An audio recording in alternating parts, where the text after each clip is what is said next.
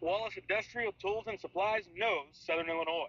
Located in West Frankfort, they're your Milwaukee superstore with over 8,000 square feet. Wallace Tools has the largest selection of Milwaukee within a 2-hour radius. Find power tools such as drills, saws, lights, shop vacs, and more with pricing lower than you'll find anywhere else. Wallace Industrial in West Frankfort. IBI Management manages over 2.5 million square feet of industrial storage, warehousing, and office space in Tennessee, Indianapolis, Ohio, Illinois, and South Carolina with 64 tenants. Please feel free to contact us for any management needed for your property. Feel free to reach out with any questions to Bobby and Iris Kazadi. With an award-winning body shop right here in West Frankfort, Illinois, Wicks is your hometown Chevrolet, GMC, Chrysler, Dodge, Ram dealer. Come out and visit us in person or online at gregweeks.com. Your hometown dealership right on the price, right off I-57. Kids Corral Incorporated, celebrating 25 years serving the children and families of Southern Illinois. Owned and operated by Gina King and Kristen Cass. Kids Corral in West Frankfort. Redbirds Live, brought to you by the partners of Sam C. Mitchell and Associates, including former West Frankfort High School dual sport standout Lance Brown and fellow West Frankfort alumni and veteran Matthew Carroll. The law firm of Sam C. Mitchell and Associates are proud members of the West Frankfort community and proud servants of all of Southern Illinois. Ask Melissa Walden about Shelter's Auto, Home, and Life options. Call or text at 618-937-2092. Melissa Walden, Shelter Insurance in West Frankfort. Contact Power Wash Plus for a free quote on all your residential or commercial pressure washing needs. Professionally operated and fully insured. Call Power Wash Plus at 618-663-2505 for more information. That's Power Wash Plus at 618-663-2505. Howell Insurance is a proud sponsor of Redbird Athletics. Serving West Frankfort since 1925, we provide auto, home, business, life, and health insurance. Howell Insurance partners with Auto Owners Insurance Company to handle insurance the right way, the human way. Call Ryan, Jessica, or Susan Patton at 937-4000. Experience a taste of Mexico at La Fiesta Mexican Restaurant. We have the best food and drinks for the whole family to enjoy. See you tomorrow, amigos. The city of West Frankfort is proud to support the students of Frankfort Community High School. The future is in the youth of our community. Go Redbirds. McDonald's, family owned and operated. Moreland McDonald's has 21 locations to serve you. People's National Bank has been serving the communities of Southern Illinois since 1909. We believe that great customer service along with a wide variety of products will meet all of your banking needs. Come in and check us out today. People's National Bank, member FDIC. The West Frankfort Aquatic and Activity Center are proud partners of Redbirds Live. Come check out our heated indoor swimming pool, fitness center, and basketball gym. Stop by for a visit, or you can contact us at 618-937-1665.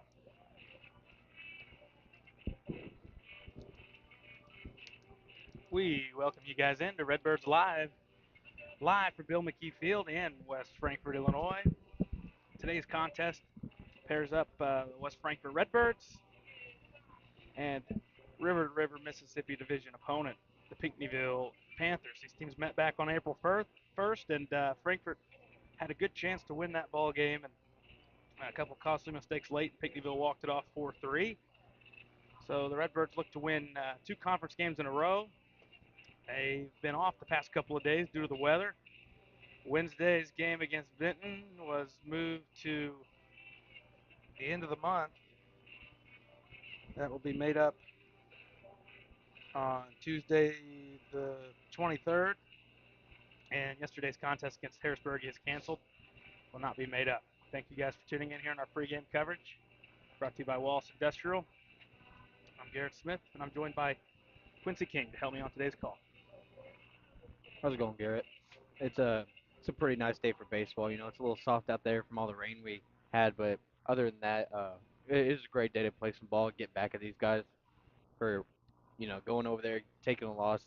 It's nice they get to come here now, and we get to try to do our best to get a win and prove that we are a good team. I think we showed it last time.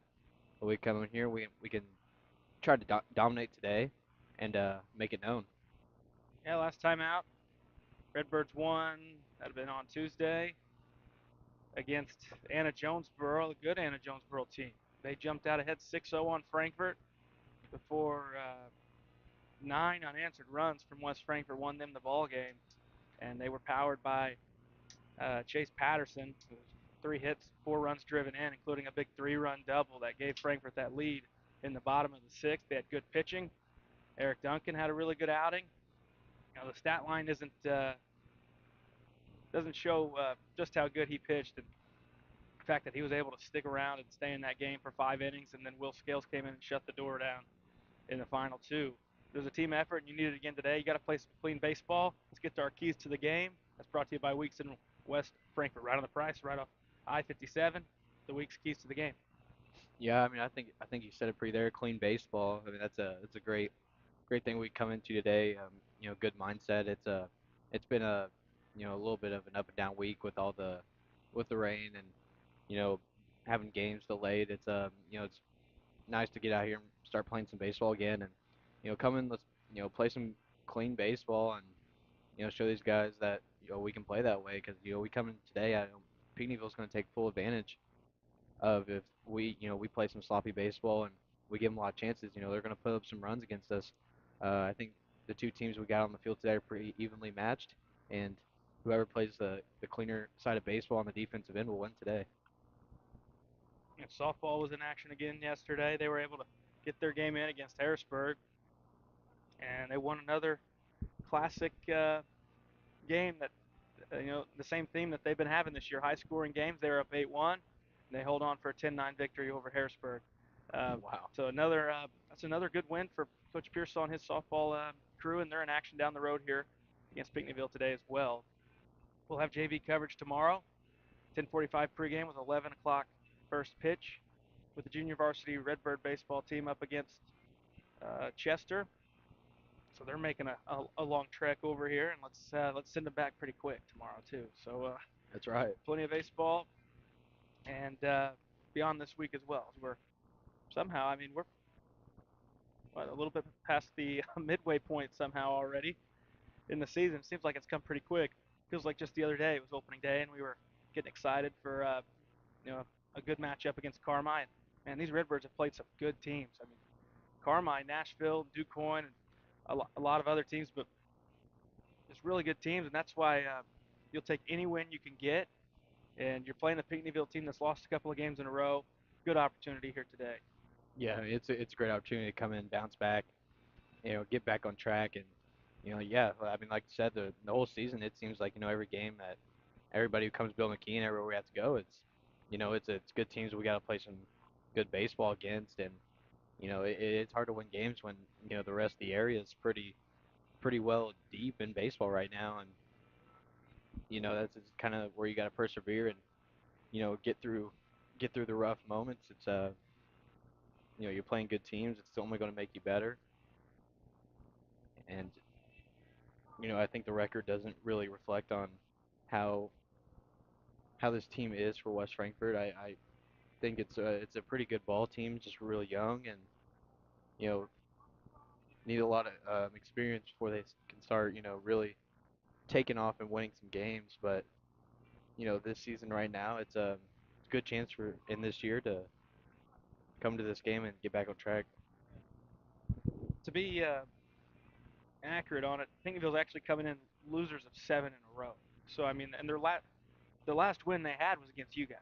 They're against Frank the Mhm. first of the month. So um, they've played good teams in that stretch. I mean, they haven't played any bad teams in that stretch. Carterville, Benton, Nashville, Ziegler Rowan a couple times, and Jonesboro. DuQuoin, who's only lost a game, they lost to them by 1 run in the eighth. So I mean, they're playing some stiff competition, but um, still, they've lost a good chunk of their recent games, and there's no reason you shouldn't come out as you're going to have your guy on the mound again with Patterson, and you'd like to think you throw strikes, play clean in the field.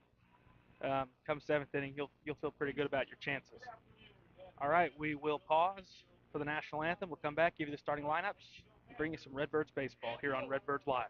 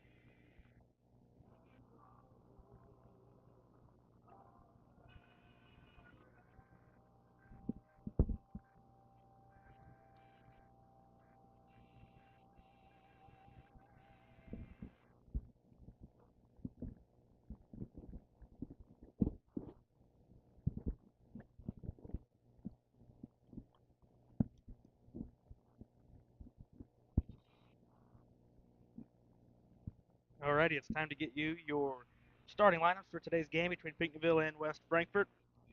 Here in West Frankfort, Frankfort Community Park, Bill McKee Field. That's the location. And starting first, and we'll begin with Pinckneyville. Leading off at second base, it'll be Talon Benbrook. Batting second on the mound, Colton Smith. Batting third at short, Riley Moore. In the cleanup, at third base, Lucas Leitz. Batting fifth at first base, Aaron Rixman. Batting sixth in right field, Jackson Weatherford. Batting seventh, designated hitter, Dylan Keller. Batting eighth in center, Easton Clark. And batting ninth in left, Dylan Kemper. And then Reed Marlowe will be behind the plate, and that is who the DH Keller will be hitting for in that Pinckneyville lineup. For Frankfort, leading off in center, Cam Joyner. Batting second and left, it's Hayden Mitten. Batting third on the mound, Chase Patterson. Batting fourth at first base, Will Scales. Batting fifth at third, Eric Duncan. Batting sixth and right, Kanan Shoup. Batting seventh at second, it's Chris Samples. In the eighth spot behind the plate, Ethan Odom. And batting ninth at short, Jace Bennett. Your starting lineup is brought to you by Sam C. Mitchell and Associates. Quincy, let's have a quick top half of the first. It seems like a lot of the damage done to Frankfort comes in either the first or second inning, and it's important to throw strikes here. Another thing is Redbirds on the mound, they've seemed to walk the leadoff guy to start games far too frequently, so very important here. First couple of innings that the Redbirds are on the defensive side of the baseball. Yeah, I think that's a lot that Frankfurt has to work on. It's in this top half of the inning, starting out games. It's typically one of the worst innings that the Redbirds play in the entire game. It's leadoff walks. It's at a high rate right now for the first batter of the game, and we have guys up there who like to they want to go through a few batters and they start settling in. But you got to start now, and you got to start the top first half of the game. I think it's really crucial. We go out there right now, we throw up a quick zero, and we go back to the dugout and we try to do something with it.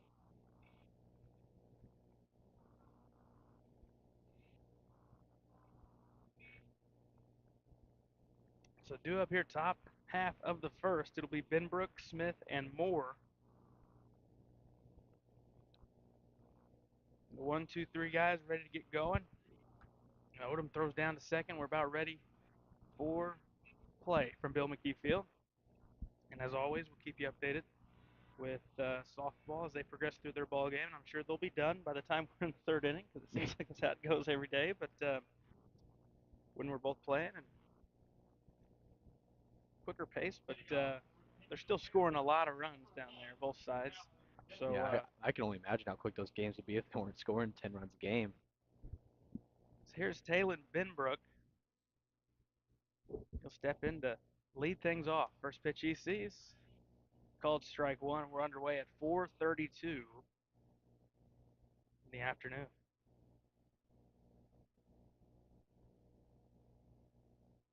Benbrook bats from the right side, and he's going to take pitch that Looked like a pretty good spot, almost exactly the same as the first one. missed somewhere or another there. 1-1. And now this one's below the zone, and Benbrook's ahead in a count 2-1. Yeah, that first one was pretty close to, or pretty similar to that second pitch, and this one's called a strike. That looked to be further off the plate Yeah. than the one earlier in the count, but either way, it's 2-2. From Patterson to Benbrook. Next one on the way. Swung on and missed at a heater up in the zone, and that's a good way to start. If you're a Redbird fan, a quick swing and a miss for strikeout number one for Patterson, and out number one of this ball game. Patterson looked pretty good in that first at bat, throwing really close to the zone and majority strikes. I think he's gonna have a good day today. Here's the left-handed hitting Colton Smith. He'll be on the bump for Pinckneyville. This is a ball that misses low. 1-0. Next pitch. This one's going to miss above the zone. 2-0. Ball behind here is Patterson after getting Benbrook to chase a fastball up.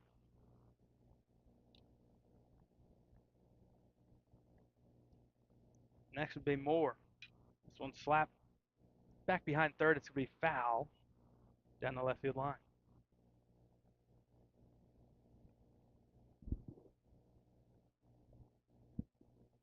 Counts 2-1. Patterson's trying to get back into this thing and trying to sit down his counterpart here to start things here in the top of the first. Patterson to the plate. Way too high for ball 3.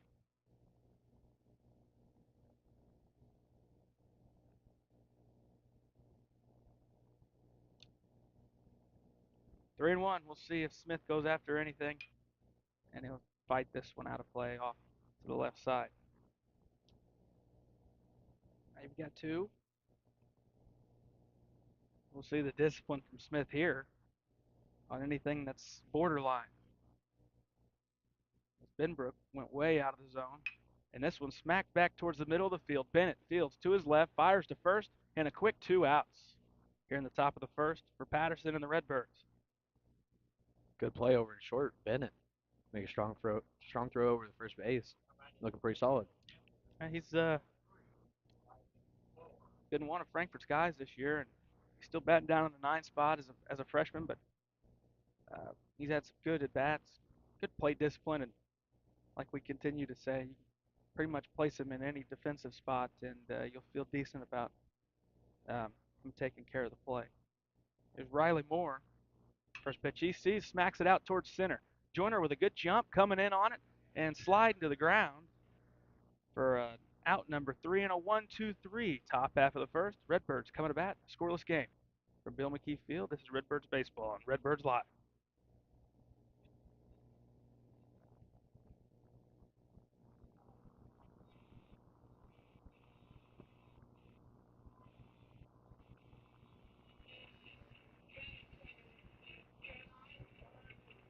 Ask Melissa Walden about Shelter's Auto, Home, and Life options. Call or text at 618-937-2092. Melissa Walden, Shelter Insurance in West Frankfort. Wallace Industrial Tools and Supplies knows Southern Illinois. Located in West Frankfort, they're your Milwaukee superstore with over 8,000 square feet. Wallace Tools has the largest selection of Milwaukee within a 2-hour radius. Find power tools such as drills, saws, lights, shop vacs, and more with pricing lower than you'll find anywhere else. Wallace Industrial in West Frankfort.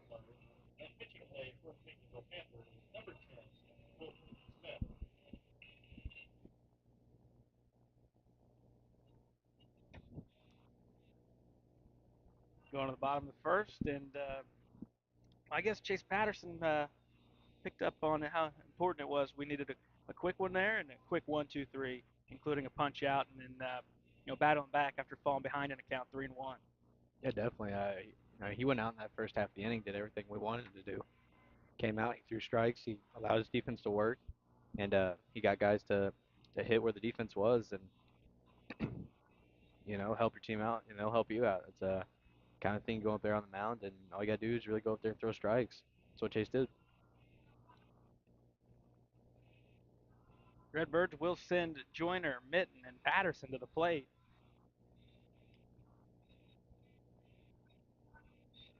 And as a pitcher,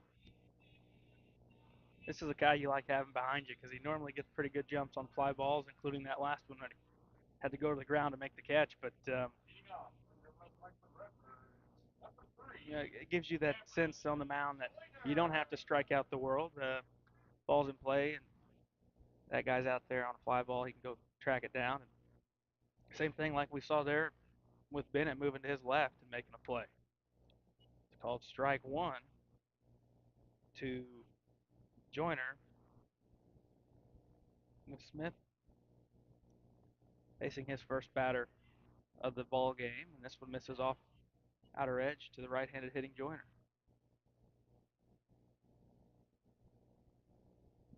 You can win this one if you're West Frankfort. It's a couple in a row in conference.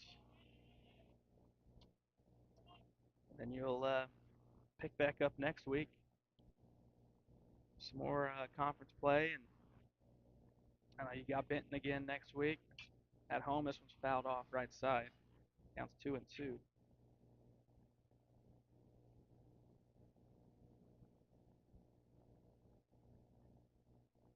A lot of the games, though, that have been toss-ups late haven't really gone West Frankfurt's way, but maybe they can turn the tide with how they performed Tuesday. Another one fouled back.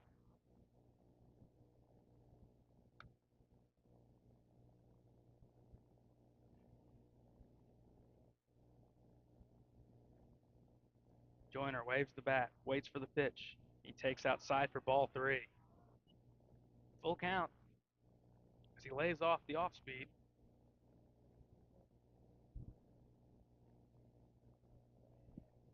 Next pitch way outside, and it's a leadoff walk for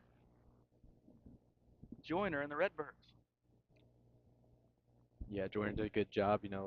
Being in an account that wasn't too great for him, and came back and moved his way onto first. And it's what a good leadoff man does. He finds a way to get on, help his team out. So leadoff walk for Joyner, and in steps Hayden Mitten. This one spiked, bounced. Joyner thought about going and instead retreats back to first. Throw down nowhere close to get Cam.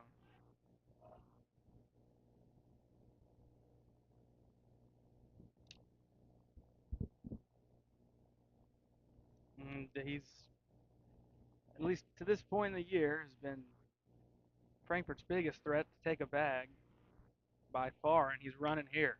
Ball 2 outside, and Joyner's going to have second base.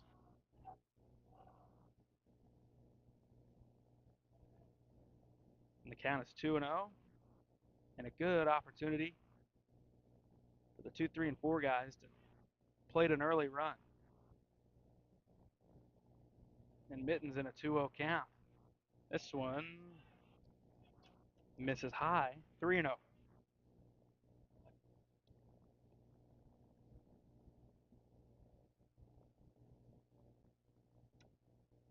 And it's going to be a balk called on Smith.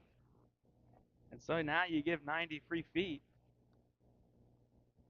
to Joyner. The count stays 3-0. Because that one would have been ball 4 as well, but instead now it's 3-1. So good hitting count. Mitten can put something in play as long as it's not a pop-up on the infield. You feel like you're taking the lead here. Next pitch. Swung on and missed. Count goes to 3-2 for the second straight batter.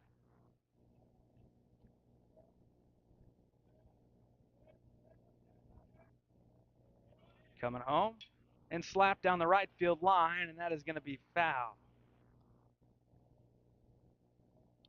Mitten stays in there.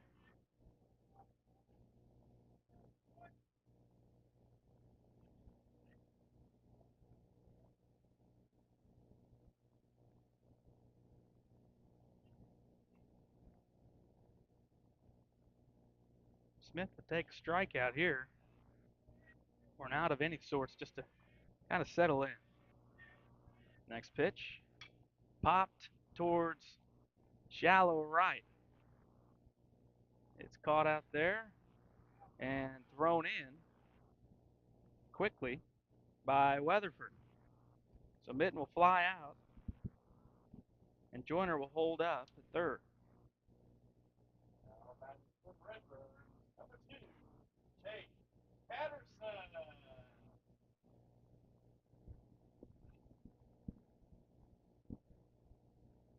Here's Chase Patterson. One away, and a runner down to third. First pitch, too tall, ball 1.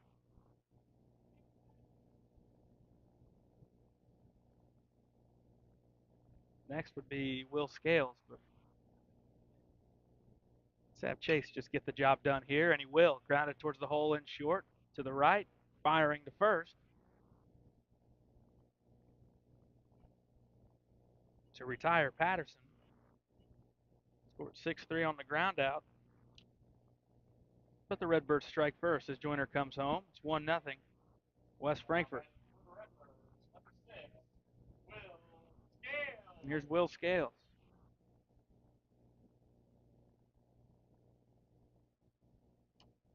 Lays off a pitch up and in. Ball 1.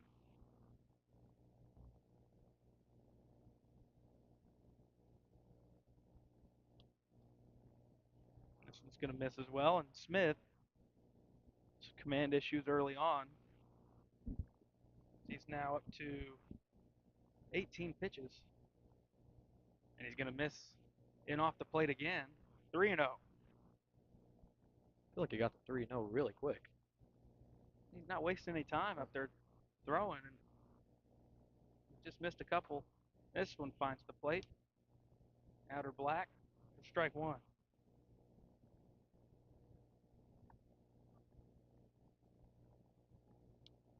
Smith misses too high. Ball 4. He looks frustrated, but with the command issues, you're still just 1 out away from just the 1-run scoring, and you're gonna have to put some runs on the board to win anyways. If you're Pinckneyville, hey, he's not giving up a hit. It's just been some command stuff, and other than that, it's not the worst thing in the world that one's crossed early. You can limit the damage if you can get Duncan here. Duncan, there's a base hit out to left on the line, and that extends the inning. So the first base hit of the ball game goes to Eric Duncan on a line drive single out to left. And now Redbirds will send up their right fielder, Kanan Shoup.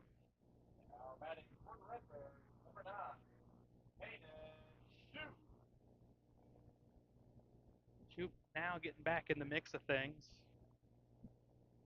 Dealing with an injury early, and he swung the bat pretty good between the varsity level and the JV level since returning to Frankfurt's lineup.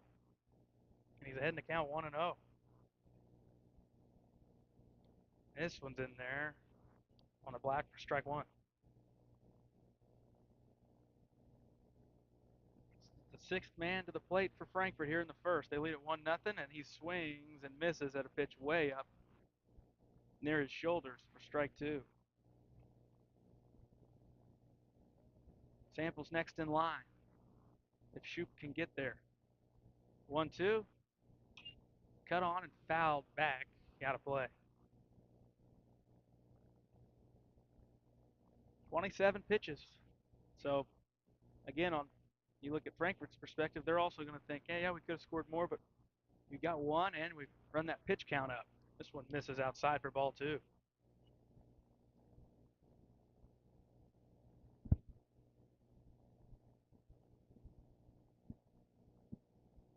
Scales, Duncan on base.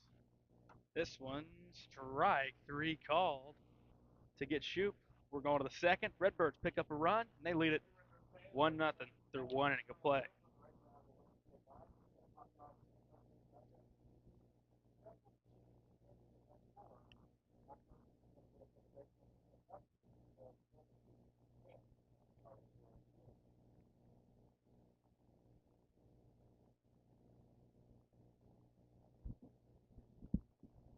Redbirds Live, brought to you by the partners of Sam C. Mitchell and Associates, including former West Frankfort High School dual sport standout Lance Brown and fellow West Frankfort alumni and veteran Matthew Carroll.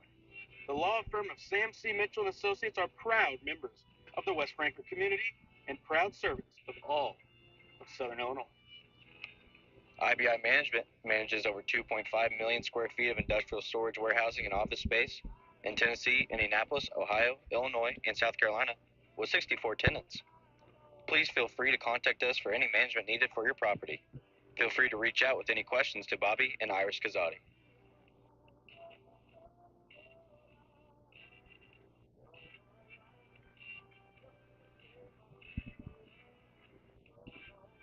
All right, Pinckneyville comes to bat here in the top of the 2nd. 1-0 Redbirds on top of the Panthers. off an RBI ground out from Chase Patterson once Joyner had walked. Stolen second, went to third on a balk, then came in on that ground out. And then a couple of guys reached with 2 outs, nobody on, to really get Smith's pitch count up. It ended up nearing 30 through just 1 inning. And Patterson back to the mound with a 12-pitch first inning. He'll get Leitz, Ricksman, and Weatherford. Here's the third baseman, Leitz, cleanup guy for Pinckneyville. Patterson gets ahead early after the swing and the miss from Leitz. Patterson at this point has been really good at attacking hitters. First pitch coming out in the gate, and then keeping it up. He's looking pretty good. Next pitch. There's an off speed that floats in over the zone for strike 2. Quickly 0-2 on Lucas Leitz.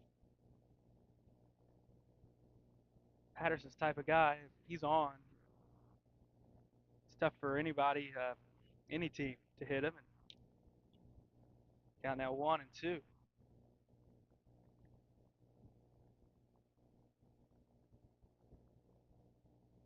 Ricksman on deck.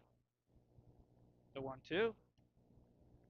Leitz holds off as count runs or gets even, and if it's got that a little more competitive, you probably get a swing and a miss because Leitz still almost committed to that one, and that was way over in the left-handed batter's box. And this one misses low from 0-2 to 3-2. Yeah, I mean that pitch, and then and the 1-2 count. I mean it was a beautiful pitch, and the hitter wanted it. Like you said, if it was a little bit more, maybe a little bit more in, I think it would have drawn him. And Patterson walks him after an 0-2 start to the at-bat.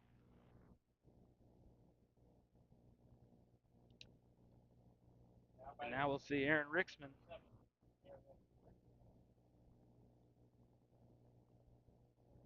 And that was after Leitz had looked pretty fooled at the plate, swinging through an early pass ball and then taking that second one. It's going to be an easy stolen base as the ball pops out of Odom's glove. It's already happened 3-4 times here today. It's unable to squeeze it. And that's probably an opportunity to throw him out as Leitz was stumbling when he started to go to second base. Counts now 1-1. Yeah, I mean you got to give yourself opportunities to be successful, and any play like that, we're not giving ourselves an opportunity to do anything there. It's almost like just taking a free bag. The 1-1 above the zone 2-1.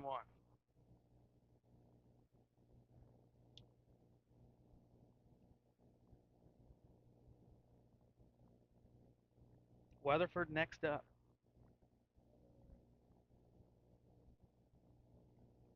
2-1. Down in the dirt, 3-1.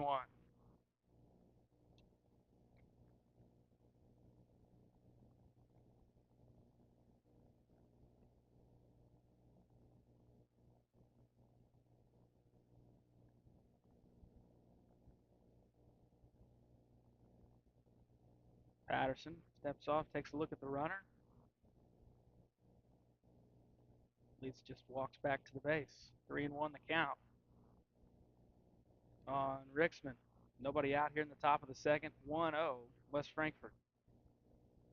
This one's off the handle. It's going to get the runner down to third. The Redbirds will get an out on the 4-3 putout to retire Ricksman.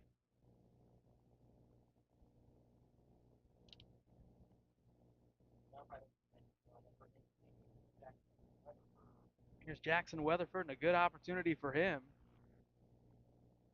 to tie this score. Corners are in. Patterson sails this one way up high. Ball 1.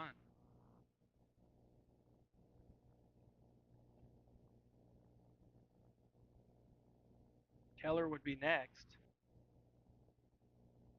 leads from third. This one misses above the zone, ball 2.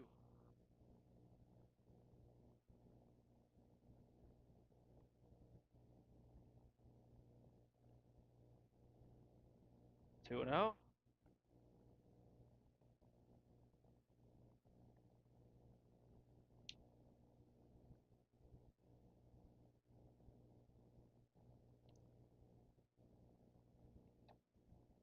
And Weatherford will walk on 4 pitches.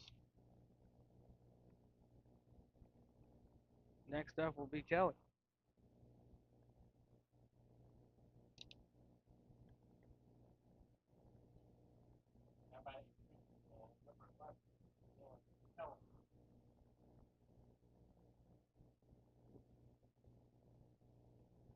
Keller with runners at the corners.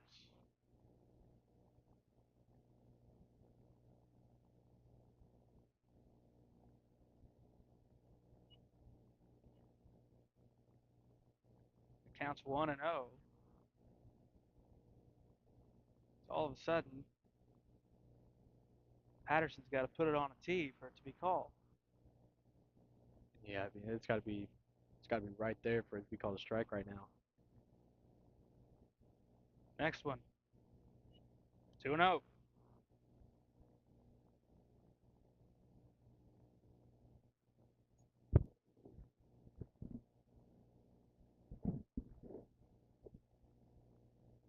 Leads at third, Weatherford at first. Next pitch, 3 and 0.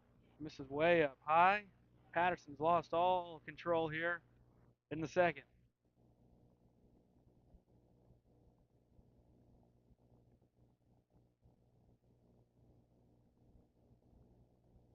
Pinckneyville is one pitch that misses again, and they're going to have the bases loaded without having to do any work.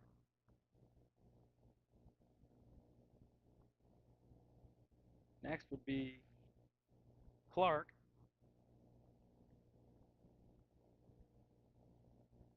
And if I'm Dylan Keller at the plate, I'm probably taking a couple pitches here and making Patterson come back.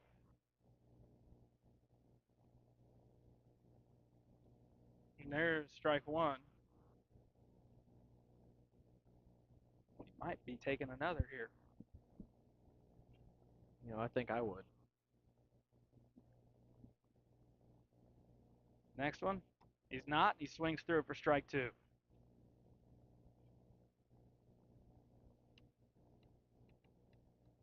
Easton Clark awaiting on deck. And he'll come up with runners still at the corners. 3 in a row in the zone for Patterson for out number 2. And this one's looking to sit down Keller.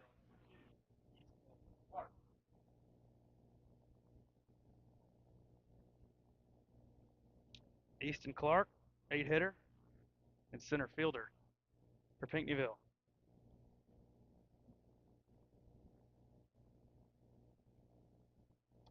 First one misses high. And now Patterson's pitch count begins to climb with all the deep counts that he's worked into here in this inning. Next one. There's a strike 1 called.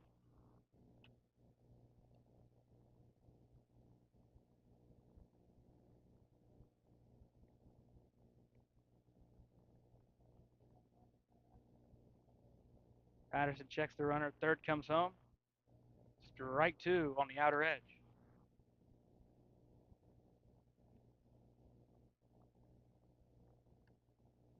Clark looking for any way to put it in play and give his runner at third a shot to come home. And he will not be able to do so. Swing and a miss. Patterson had to work a little bit more, but it's back-to-back zeros. First 2 frames, Redbirds coming to bat.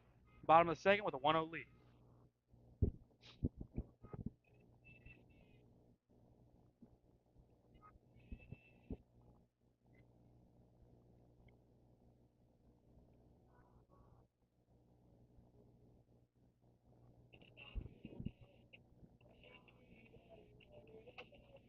Kids Corral Incorporated, celebrating 25 years serving the children and families of Southern Illinois.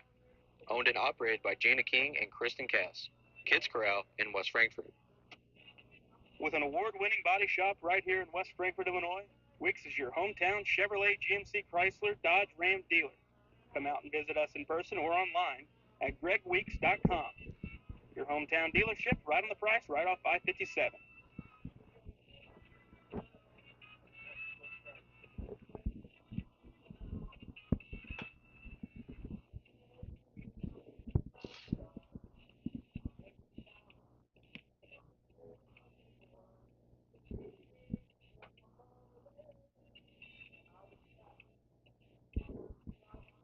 All right, so Chase Patterson lost the zone there for a little bit, but like any good pitcher, he's able to battle back. And even when he wasn't at his best, he found a way to keep the Redbirds in the lead, 1-0. Yeah, definitely. And I mean, I think that was a, I think we can take a lot of positives out of that inning. He got into trouble and still managed to find his way and work his way out of it. And, coming here, all he has to do is really, throw strikes. That's all you can do. It's all you can ask. Come in here, throw strikes, have a good inning. Chris Sample's first pitch swinging down the left field line. It's going to hook out of play for a long strike number 1. And at one point, yeah, Quincy, there in the top half, it was first and third with 1 out, and the guy at the plate was ahead 3-0. And the guys on the bases or the guy at the plate, they didn't move any further than where they were at. And it was all after that uh, Ethan Odom going out and just trying to calm him down and saying, hey, throw strikes. We're in a good part of the lineup, and make them beat you. Don't beat yourself. And that brief mound visit seemed to really bring Patterson back in the count and got back on track. This one's fouled out. Counts now 1-2 on Chris Samples, Redbird second baseman. He Samples, Odom, and then Bennett, 7, 8, 9. Just because it's down at that bottom, we've seen that these guys can get a rally going. And let's see what Samples has here. 1-2. Swung on, slow chopper to third. Fielded over there by Leitz. Fires to first for out number 1.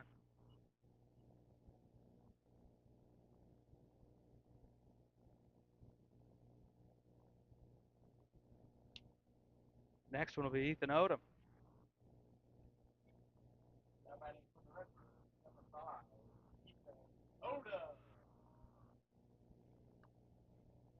He's in the box, and our ump's 10 feet from the plate. Taking his time to get over there. First pitch, ball above the zone, 1-0. And both pitchers, both Patterson and Smith, they've got to earn strikes today called. This one's wide outside, 2-0.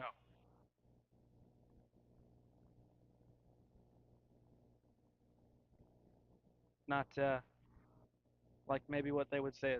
Sometimes you'll see it get a softball zone, as they call it, which is a lot bigger. This one's called strike 2, or called strike 1 to make it 2-1. But this is more a traditional baseball zone that you would see, which you got to earn strikes. There's strike 2 on the off speed. Smith looking for a quick, efficient inning after a very long bottom of the first. He's already gotten one guy retired in Samples on a ground out, and now he's got Odom in a full count.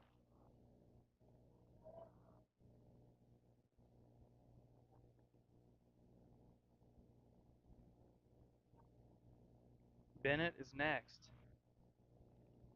before going to the top of the lineup. This one swung on and missed for out number 2, and Odom goes down swinging.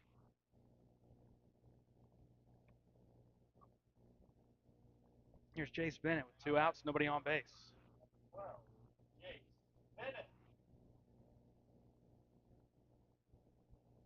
Pinckneyville in the third will have 9, 1, and 2 due up.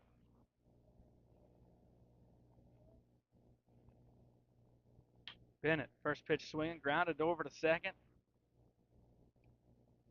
And able to make the play is Ben Brooks. So a very quick bottom of the second. Induced that time by Smith. We're going to third. Redbirds up 1-0.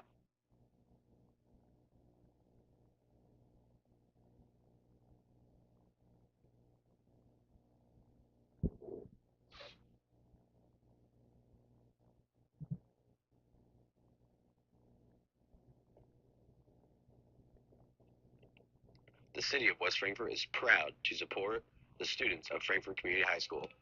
The future is in the youth of our community. Go Redbirds!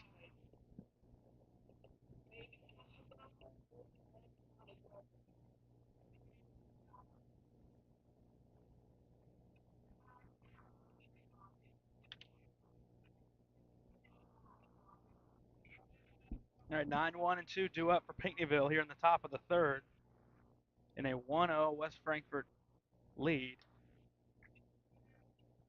And kind of a flip of how them innings went. You know, the first inning for Smith was the longer one, and then a very quick bottom of the second. Patterson's longer inning came in the second, but unlike Smith, he was able to keep anyone from touching home. But again, I think Pinckneyville's probably happy with only the one scoring after him being Smith having some command issues. If these guys are on, it could make for a game that runs are pretty limited. Yeah, I mean, definitely. I mean, I think both pitchers are really, they're doing their best out there, and they're doing pretty good jobs at, finding ways to just get guys out. You know, Patterson had a little struggle there, then after the mound visit came back and, got two guys out with pretty with ease. You know, Smith going up there for the Panthers, he's throwing the ball pretty well right now, and we might see a low scoring ball game, and whichever offense really blows up and puts on some runs might be the benefactor here. I don't see both pitchers slowing down anytime soon, and I think they'll be in the ball games for quite some long time. I know Smith's had a pitch count after that first inning's a little up, and hopefully we can keep lengthening that pitch count out. Yeah, it was really cut back there in the second. Uh, 37 right now for Patterson through two, and 40 for Smith through two. So less than 10 pitches in the second after a very long first. Patterson gets the 9 guy, Dylan Kempfer. That's the first hitter here, the left fielder for Pinckneyville before going to the top of the order in Benbrook and Smith.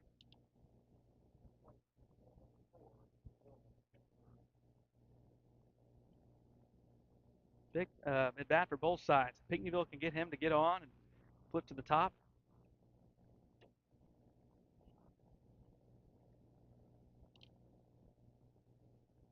Counts now 2-0. But again, on the other side, Redbird would like to handle this guy at the bottom. And instead, it's 3-0. You're playing with fire. I mean, you keep losing, falling behind in counts. And even at bats, you're able to come back and get the guy. That pitch count's going to be up there when you're getting into 3-ball counts. There's strike one to Kemper. Benbrook up next. He struck out swinging. And then Smith, who grounded out to short. This is fouled off right side over the Redbird dugout. And Kemper was way late on that swing. 3-2.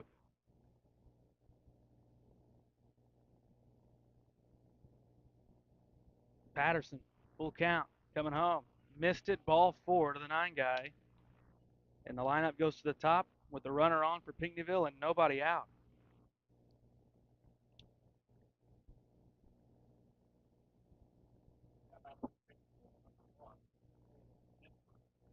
Here's Benbrook.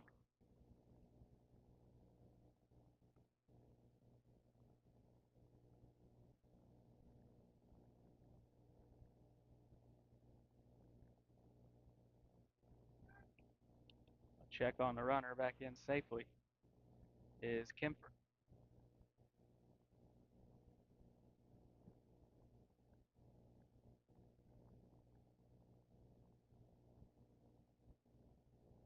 See if they try to run.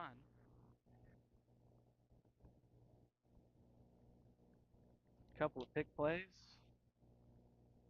Kemper safe easily both times.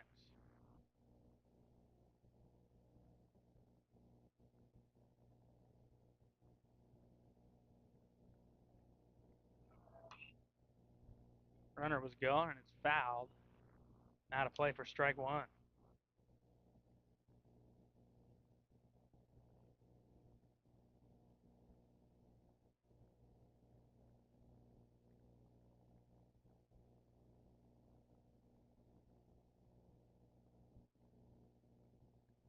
0-1.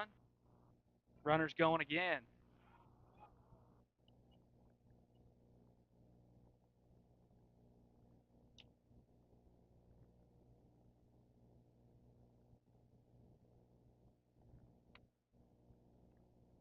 Top of the Pinckneyville order have good chances in front of them now to get on the board.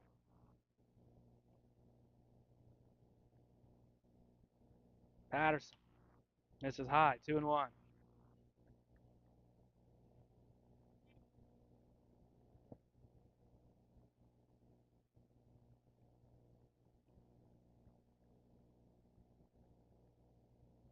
Next one.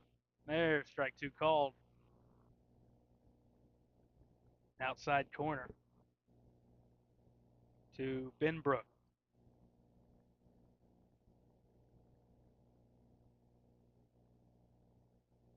Big pitch here. Patterson's going to step off and take a look at the runner. That's 2 feet off second base.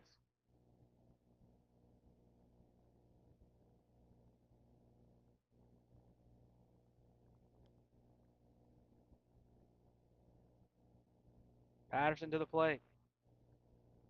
This misses outside.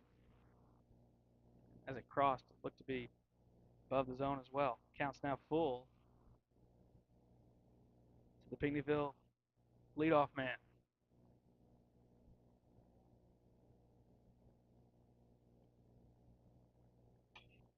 Swung on and fouled out right side. And the way this has been called, that would have probably been ball four. It looked probably like it was below what this zone has been today. Yeah, I think mine got built out a little bit with the going for it there, and yeah, I with how the pitch has been called, that might have been a free expressway ticket to first base. Next one, grounded towards the hole. It is through, and it's going to be first and third, nobody out. Look at the difference it makes. Instead of just having a guy at first with one out, you got runners at the corners and no outs, and you can probably guarantee Benbrook's going to try to take second base. You're probably not going to throw through.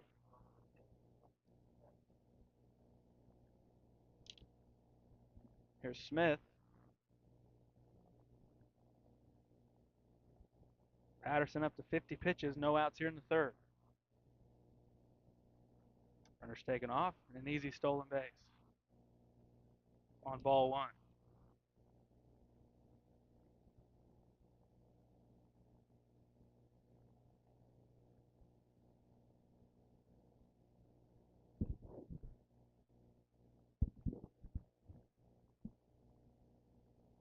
Odom goes out to talk to Patterson again. Frankfurt leading at 1-0, but runners at second and third, nobody retired here in the top of the third.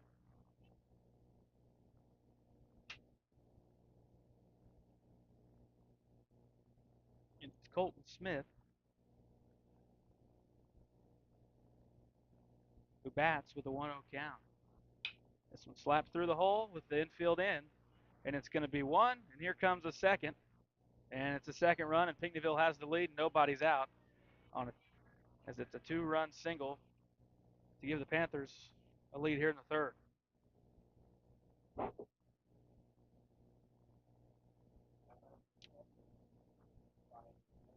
It's really tough with the runs that did cross the plate, because I mean there were runs that easily could have been avoided. Almost feels like you're almost handing them 2 runs there. Runners going, and Frankfurt desperately needed an out, and they get one as Odom throws out Smith trying for second.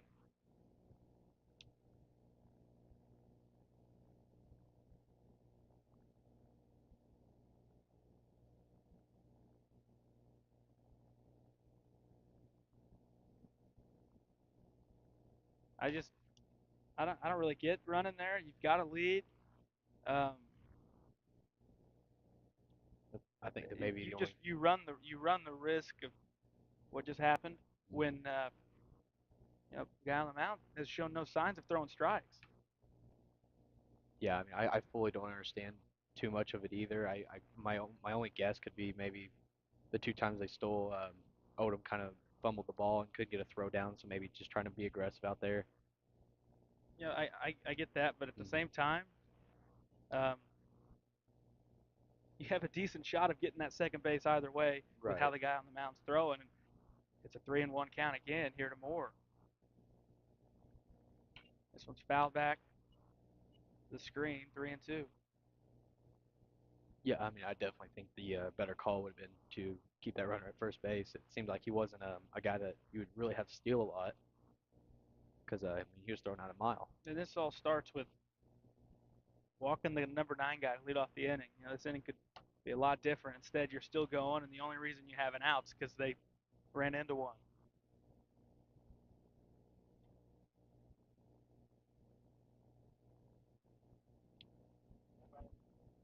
Since the first, Patterson has really struggled to find the zone. Lucas Leeds will step in, and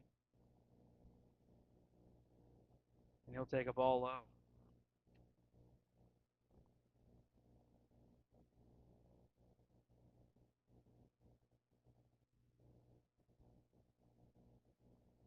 Next would be Rixman. Leeds at the plate now at the 1-0 count. He walked his first time. This one's chopped back to the mound. Patterson's there. Gets to Samples, who was not covering the bag, but still tags the runner out for out number 2 on the force.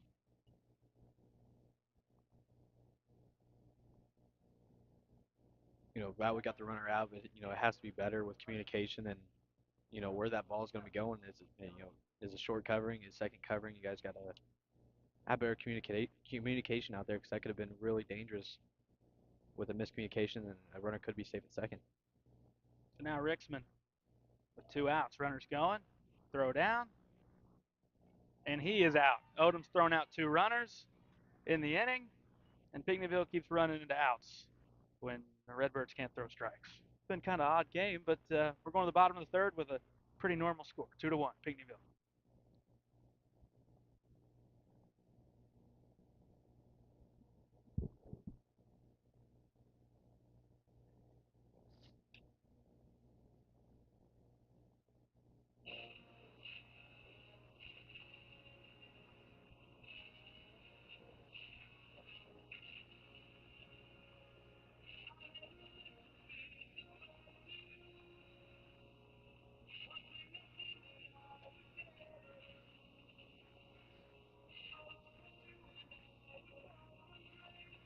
Redbirds Live, brought to you by the partners of Sam C. Mitchell and Associates, including former West Frankfort High School dual sport standout Lance Brown and fellow West Frankfort alumni and veteran Matthew Carroll. The law firm of Sam C. Mitchell and Associates are proud members of the West Frankfort community and proud servants of all of Southern Illinois.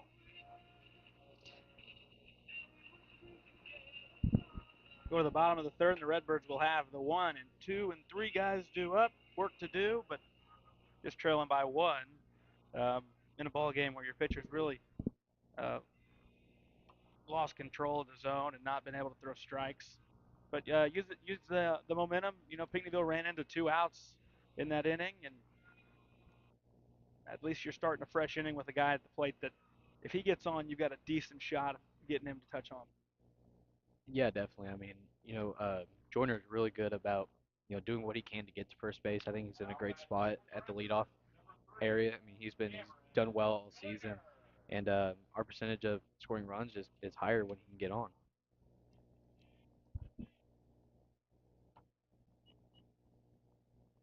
Joyner takes the called strike 1. Joyner walked and scored in the first.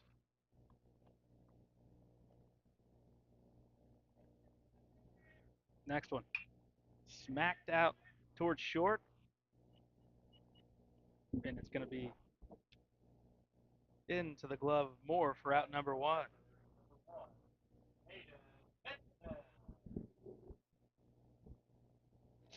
Didn't get a whole lot behind it. Made for a fairly easily play as Moore moved to his right. Here's Hayden Mitten. Blew out to right. And this ball misses outside.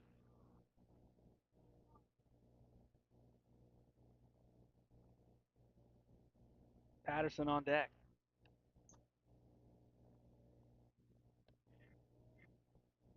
2-0 to Mitten.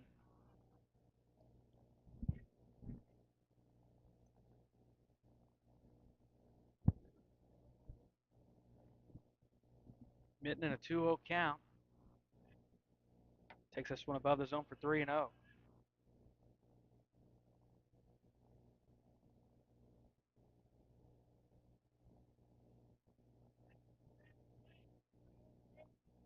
Three and 0 to Mitten. No reason to be swinging here. And he takes up and in for ball 4.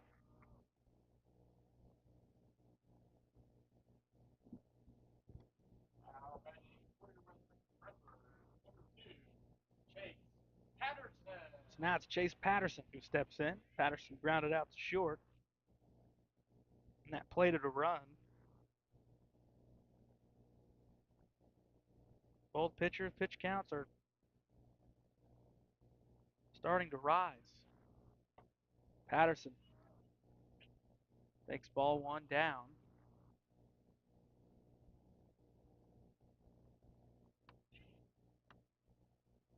Mitten leads from first.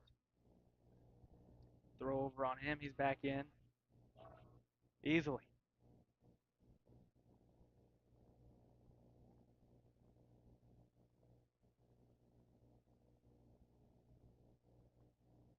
Mitten going nowhere, and Patterson chased ball 2 up and in. Instead, it's going to be 1-1 as he fouled it out of play. You know, that's kind of pitch. It's going to be hard to drive anywhere. It's hard to keep that fair. Mhm. You go up there, and you're going to be fouling that off. And this one, off speed, blocked nicely behind the plate by Marlowe. Counts 2-1.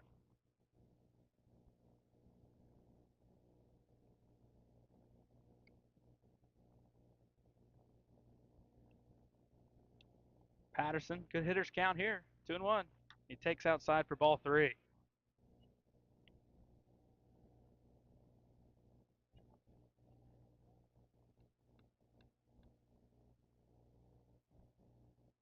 Next one, coming home.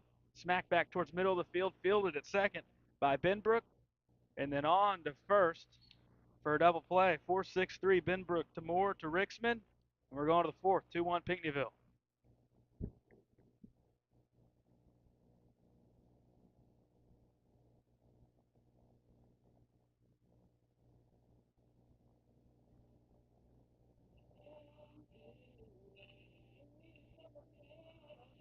Ask Melissa Walden about Shelter's Auto, Home, and Life options. Call or text at 618-937-2092. Melissa Walden, Shelter Insurance in West Frankfort. All right, let's get to our Redbirds outlook going forward. And that's brought to you by Kids Corral in West Frankfort. Next week on the broadcast schedule, we will have Friday and Saturday action. Friday, varsity baseball up against Benton, 4:15 broadcast time. And then Saturday with a 10:45 broadcast time, 11 o'clock first pitch with varsity baseball against Lawrenceville. Friday and Saturday of next week. That's looking forward. Baseball will also be in action next week on the road. Monday, Tuesday, and Wednesday, all on the road at Nashville, at DuQuoin, and at Ziegler Royalton. And for the softball, following today, they will have Monday, Tuesday, Wednesday action as well with Nashville, DuQuoin, Waltonville on the road. And then Friday, they're at home against Benton. And the reminder, tomorrow we will have junior varsity coverage for West Frankfort and Chester, 10:45 pregame with an 11 o'clock first pitch. It's your Redbird Outlook, brought to you by Kids Corral. We'll get you a score update from softball here after this half inning. Very important to get a 0 here. Yeah, it's. I mean, you got to come in You got to come in, put your team that's going to the plate for a chance, to do something a lot easier when you're only down 1 run. Come in here, bounce back from last inning, throw strikes. Let's get out of this quick. 2-1. Pinckneyville had a 2-run top of the third. A 2-run single from Colton Smith. Here in the fourth, Patterson will face Rixman, Weatherford, and Keller. And Rixman grounded out to second. First time up, and he takes ball 1 low.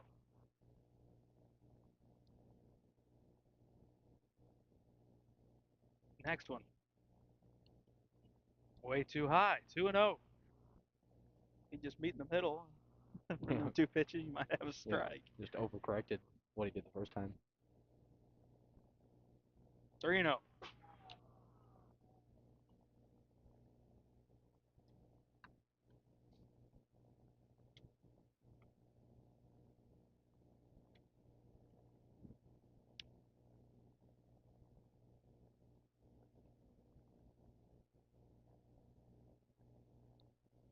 To Rixman. Takes strike 1. He's taken all the way, and he goes to 3-1. Patterson. He's thrown 64 pitches. 65 pitches, rather. This is a line drive or a ground high chopper to Bennett. The throw pulls Scales off the bag, but he's able to come down and tag the runner for a 6-3 ground out. Bennett to Scales. Now Jackson Weatherford. So as we were saying, 66 pitches, just 29 strikes. It's always not a good ratio to look at. That's you get to swing and miss here from Weatherford.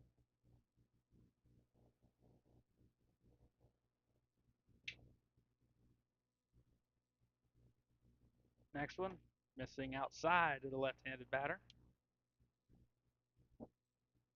Bottom half of the inning, 4-5-6 for Frankfurt. That's Scales, Duncan, and Shoup. Scales walked his first trip up. Duncan singled to left. An activity in the Frankfurt bullpen.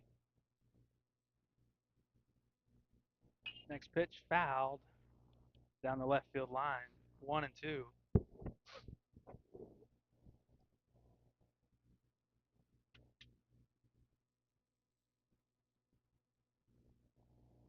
And that appears to be Reese Walton, the left-hander, warming up for Frankfurt.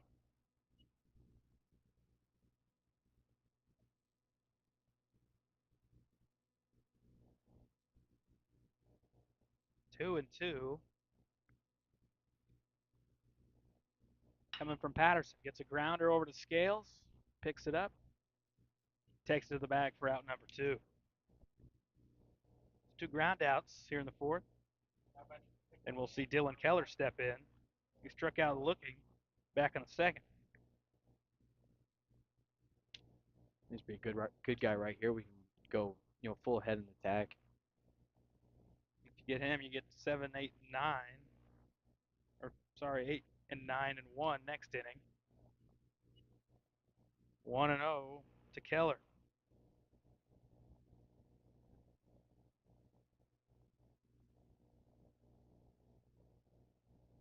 Next one, foul. Back out of play, 1-1.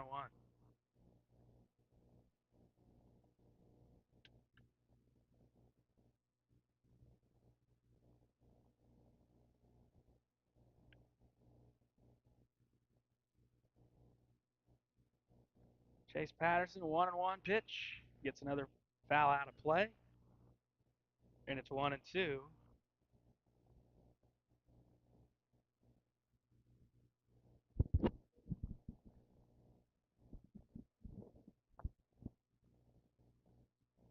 Patterson to the plate. Strike 3 called. Odom dropped it behind the plate. Flings down to first. Squeezed by Scales. And we're going to the bottom half of the fourth. A quick 1-2-3, a much needed 1-2-3 for the Redbirds. They trail by 1. We head to the bottom of the fourth.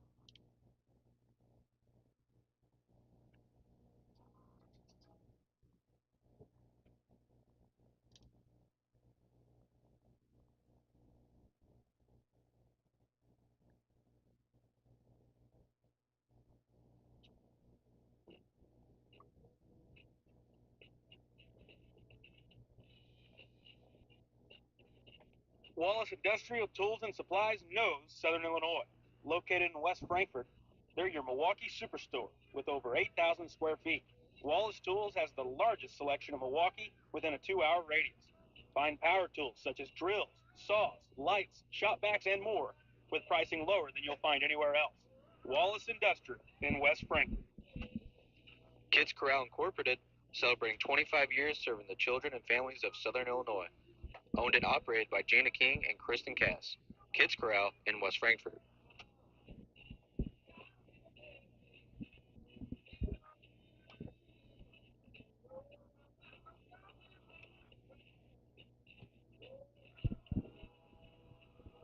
We head to the bottom of the fourth, and we do have a score update from Frankfort softball against Pinckneyville. It is 9-1. Frankfort softball trails Pinckneyville in that ball game. So the Panthers putting up runs. They are in the bottom of the fourth. Frankfort trails 9-1 to Pinckneyville softball. 2-1 in this one here, bottom four. It's Scales, Duncan, Shoup, 4, 5, and 6 for West Frankfort. First pitch, strike one call.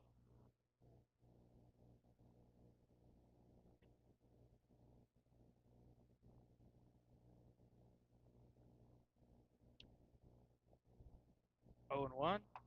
And Scales takes the off speed for strike two.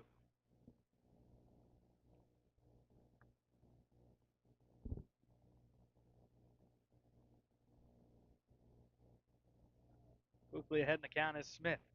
Makes his motion, comes to the plate. Swung on and missed. A 3-pitch strikeout of Scales.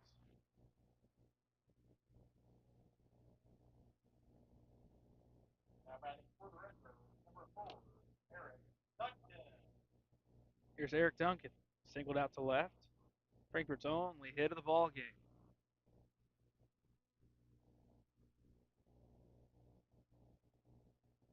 First pitch, fouled back, not a play.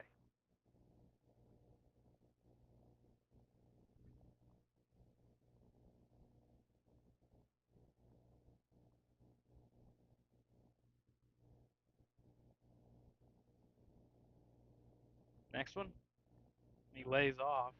It misses low, ball one.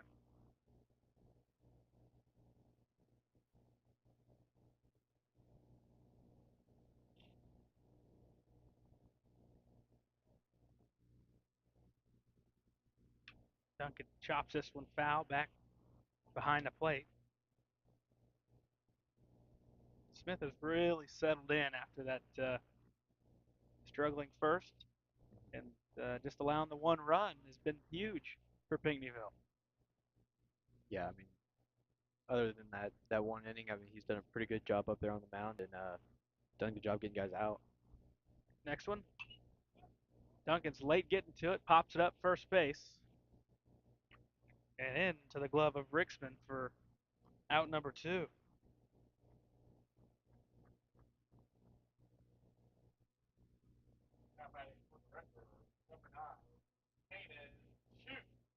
Cannon Shoup now, he struck out looking.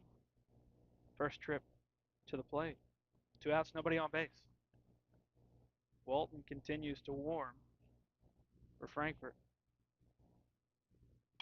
Shoup, first pitch, going after it, fouls it back.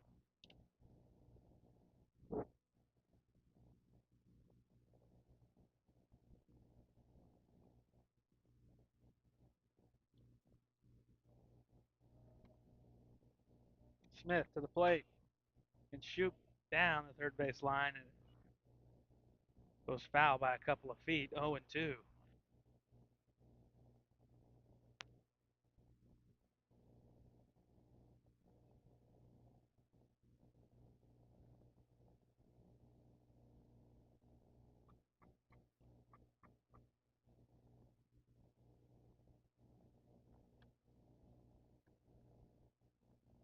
Next pitch, missing outside.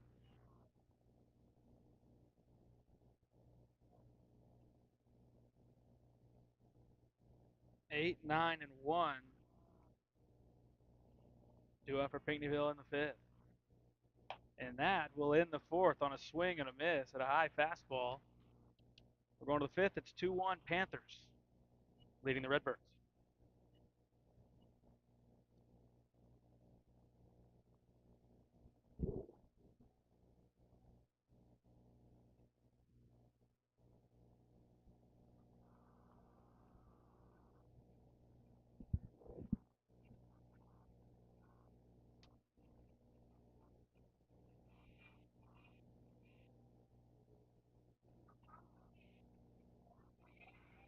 West Frankfort, Illinois, Wicks is your hometown Chevrolet, GMC, Chrysler, Dodge, Ram dealer. Come out and visit us in person or online at gregweeks.com. Your hometown dealership, right on the price, right off I-57. The city of West Frankfort is proud to support the students of Frankfort Community High School. The future is in the youth of our community. Go Redbirds.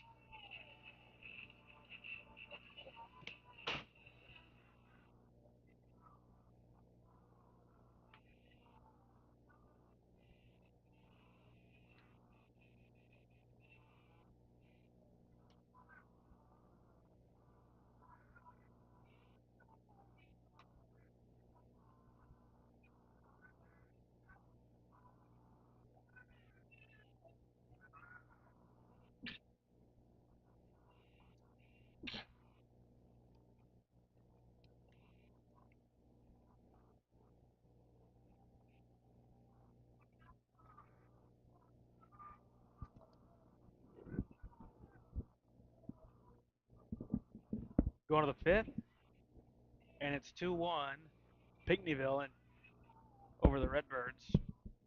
Patterson back out looking to start this fifth. See if he can get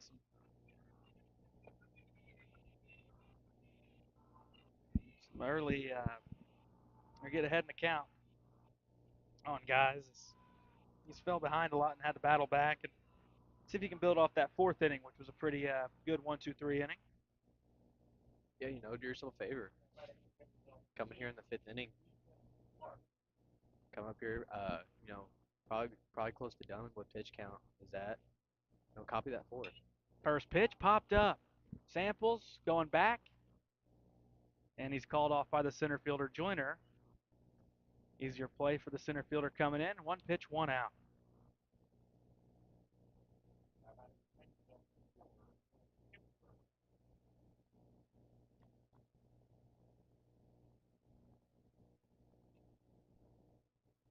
Here's Kemper. He walked and scored. First trip to the plate, and he takes ball one low.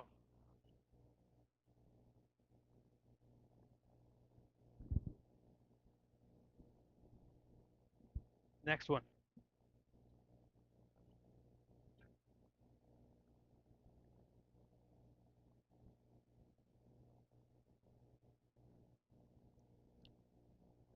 Counts to 2-0. This one hits the dirt.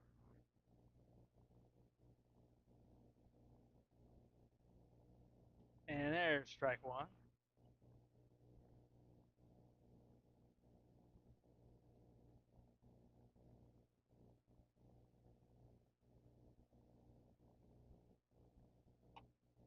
Swing and a miss. 2-2. Benbrook on deck. He struck out, singled to left. The 2-2. Strike three looking as Kemper had given up on the breaking ball. A quick 2 outs.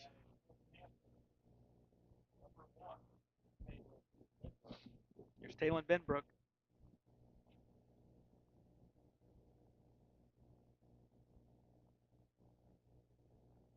Two outs, nobody on base. First pitch he sees. Misses above the zone.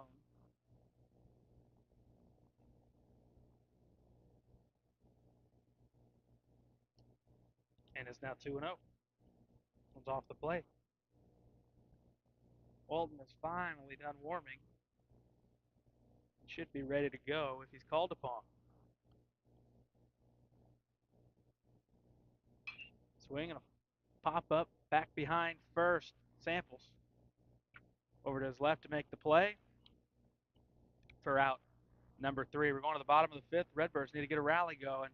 Scored back in the first, nothing since. They trail it 2-1, heading to the bottom of the 5th from Bill McKee Field.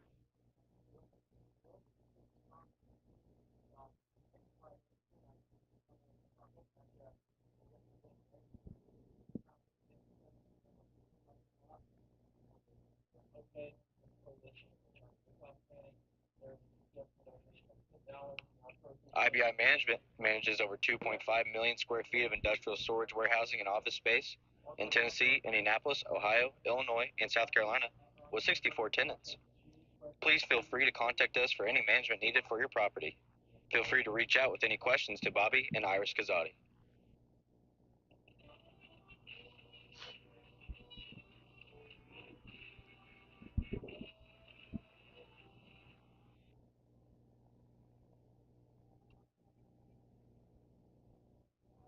Bottom 5, 2-1 Pinckneyville.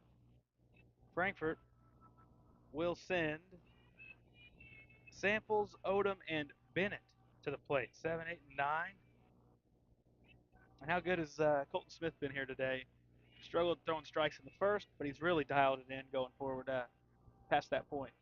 Yeah, I mean he's settled in really well to this ball game. He's done a great job getting guys out and getting guys to feeling comfortable up there at the plate. He's definitely been the guy for Pinckneyville, and he's the one really keeping them in the ball game right now and making sure they're still up with that one run, 2-1 ball game. He's done all he could do at the mound, and he's still out there. Yeah, I think his pitch count was around 30 after one inning, and now between the second, third, and fourth,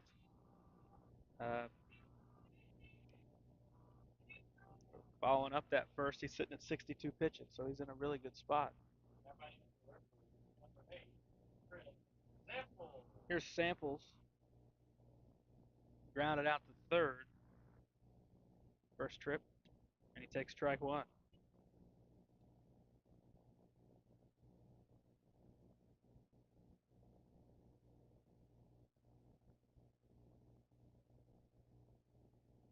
On 1 to the Redbird second baseman. This one he lays off. It misses outside.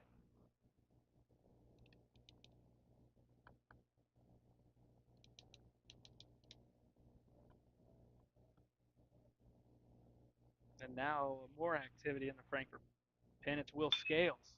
And this one slapped through the hole on the left side for a base hit to lead off the bottom of the 5th for Samples. And the first base hit for Frankfort since way back in the first, when Duncan singled that same way.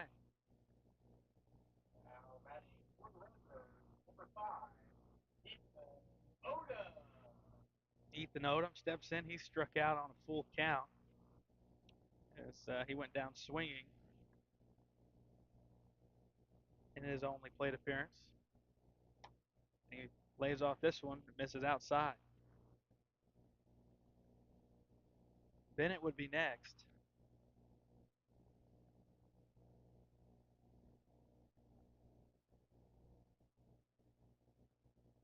And Odom shows bunt. It's a good bunt. It's fielded by Smith, fires to first, and Odom will be out on the sacrifice. She couldn't ask for him to put it in a better spot. Samples takes second, and he'll be there with just one out with Bennett and Joyner due up here. 9-1 guys for Frankfort.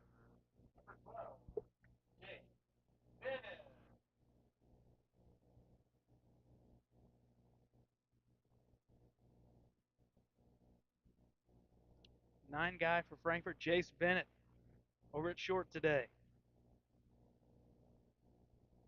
Swing and a miss. First pitch. Falls behind 0-1.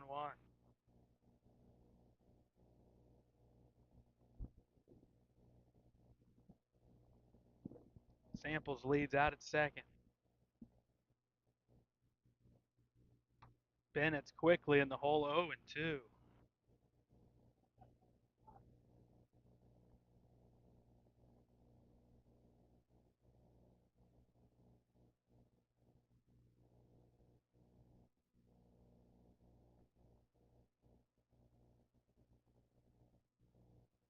Next one from Smith. High and outside, ball one.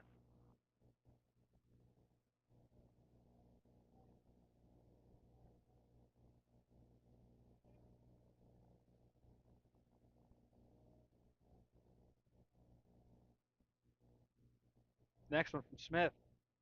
Inside corner, strike three called, and now two down. And Sample still out at second base.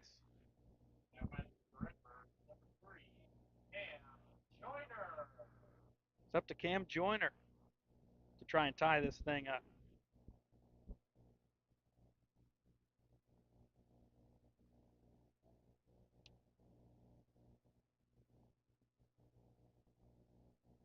Smith.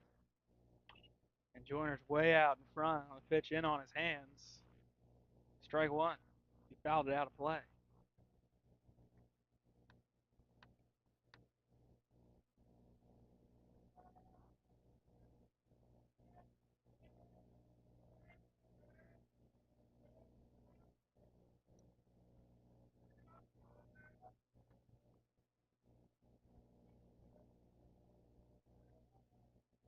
Next one. Way outside. With the breaking ball, it gets to 1-1 on Joyner, who's walked and lined out to short.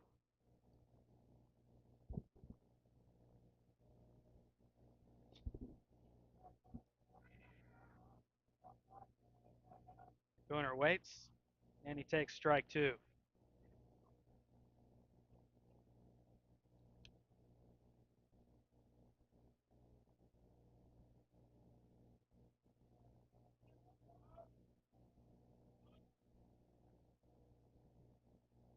Smith coming home and smacked out towards left. This ball on a line into the glove of Kemper. And the Redbirds strand the runner in Samples. We're going to the sixth. Panthers still hanging on to that 2-1 lead over the Redbirds.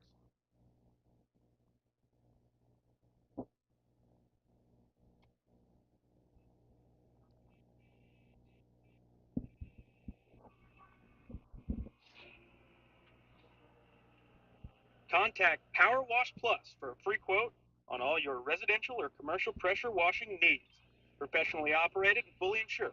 Call Power Wash Plus at 618-663-2505 for more information. That's Power Wash Plus at 618-663-2505.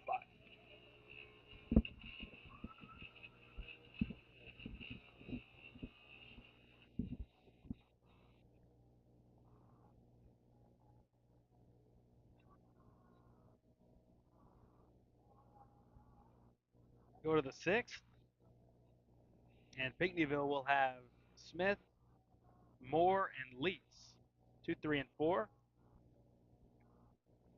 to start this sixth inning. Frankfort scored one way back in the first. Pinckneyville picked up their two in the third. And all three runs scored, whether it was Frankfort or Pinckneyville, was as a result of some wild pitching, as guys lost the zone a little bit. It's really the only reason anyone scored at all today. Yeah, I mean it's just been the only reason there's like any runs on the board is just kind of some it's really the pitching. It's command issues and just taking advantage a little bit when you're on the base pass. But other than that, it's really been just the pitching that's kind of gave up some runs, and it's just been way too many balls being thrown. Colton Smith comes in 1 for 2. Ground out to short, single out to right, plated 2, and he takes strike one.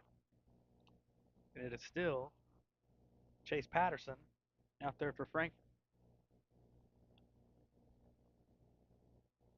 Next one, swung on, grounded to second. There's Samples. Fields fires to first, and a 4-3 put out for out number one.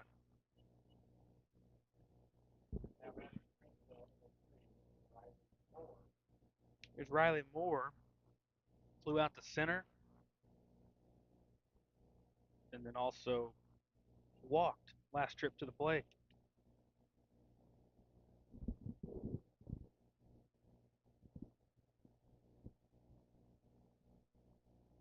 First pitch, fouled back to the screen.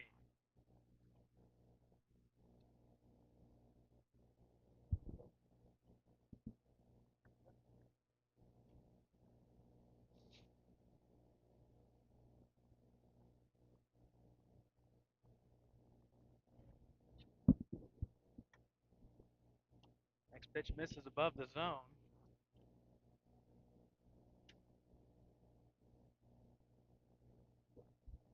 Count is 1-1. This one misses 2-1.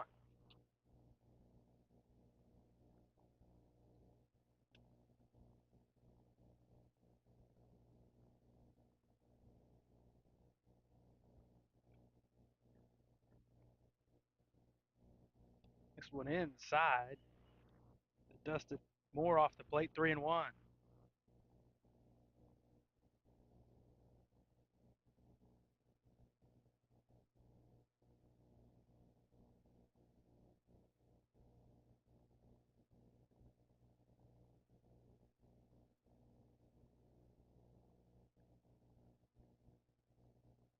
Next one outside, ball 4. Misses on a close pitch there. We have a mound visit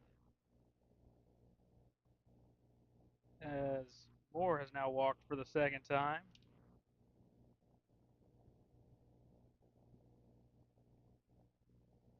This mound visit brought to you by Power Wash Plus.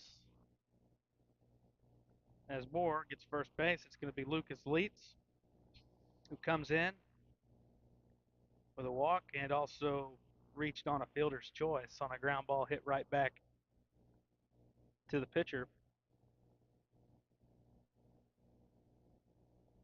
And this was just to keep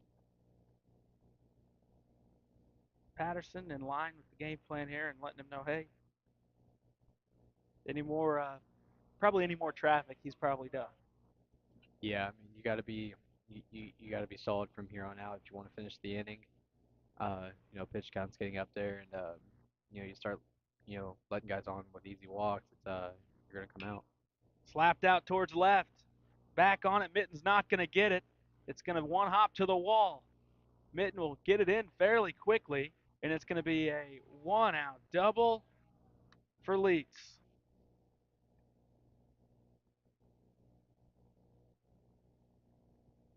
And that will do it. One pitch later, after Patterson was talked to out there on the mound, he'll be done. This pitching change brought to you by La Fiesta Mexican Restaurant in West Frankfort, and it will be Will Scales coming to the mound with his team trailing 2-1 and some traffic out there for Pinckneyville. And with how low of a scoring game we've had, those guys at second and third seem like huge insurance opportunities for Pinckneyville.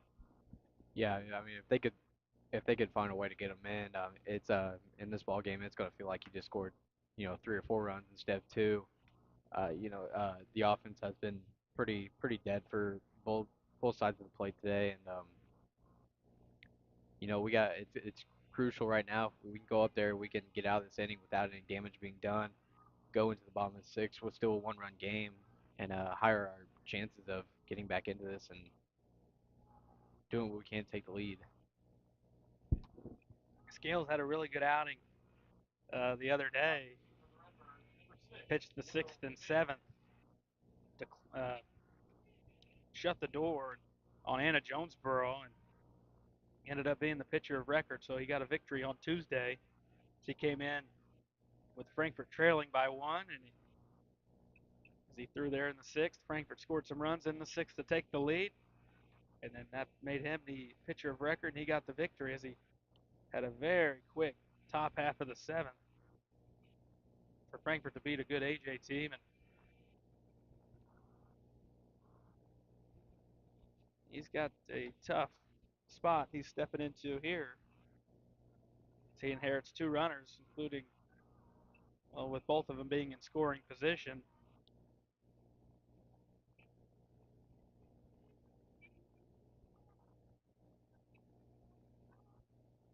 It'll be Rixman And then Weatherford, 5 and 6 in the lineup.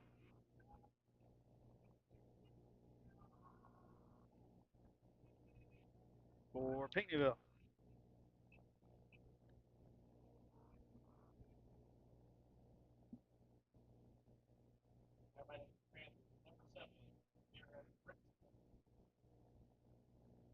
Infield's drawn in.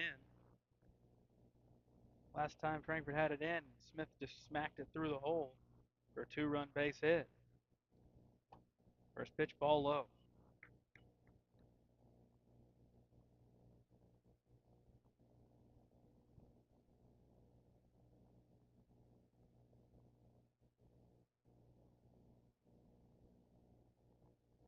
Scales to the plate. This one misses high, 2-0.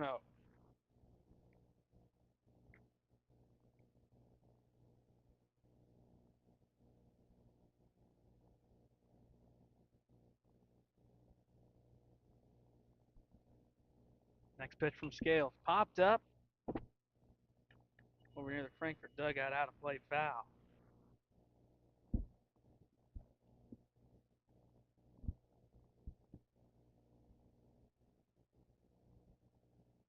Rixman with a couple of groundouts today.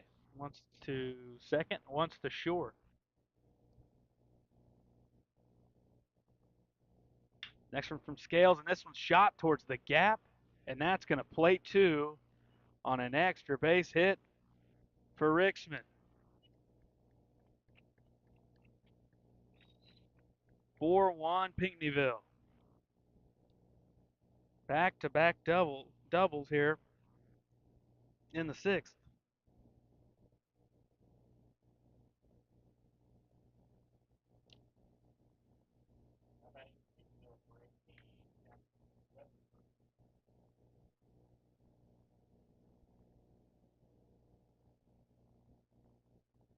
Here's Weatherford. A walk and a ground out to first. First pitch. Back up the middle, another base hit, and they'll hold the runner. But now all of a sudden, Pinckneyville is hitting the baseball after there weren't a whole lot of balls put in play early in the game. It was either a walk or a strikeout, and now they've got 3 straight base hits and still just 1 out with runners at the corners. Yeah, I mean they picked the right time to start hitting the bats, and they got runners in scoring position, and that's it's costly hitting. Good timing for them. It's just unfortunate for us.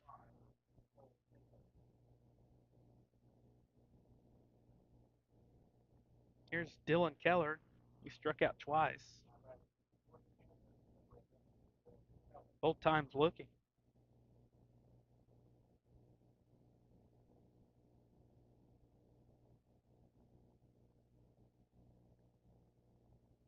Runners off. Ball misses up and away.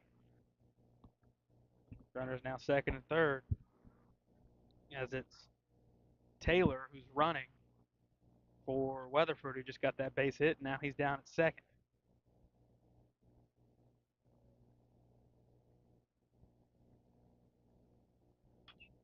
This is fouled off at the plate. Count goes even, 1-1.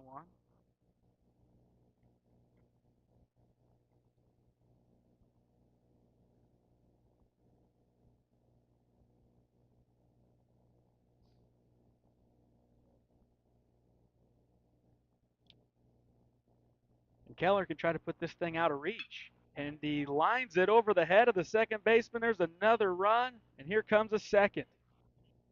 4 hits in a row for Pinckneyville. It's 6-1.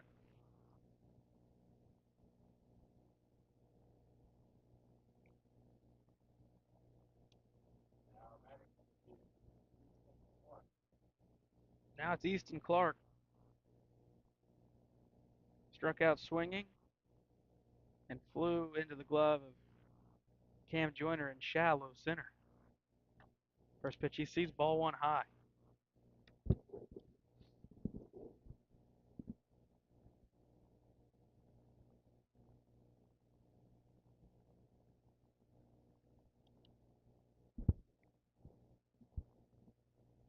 Next one from Scales. This one misses as well. 2-0 the count.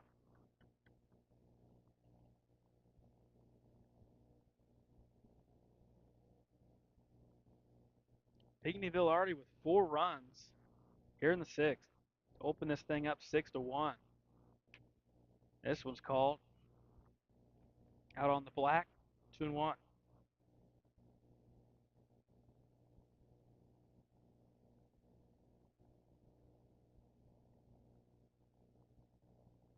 Kemper's next up.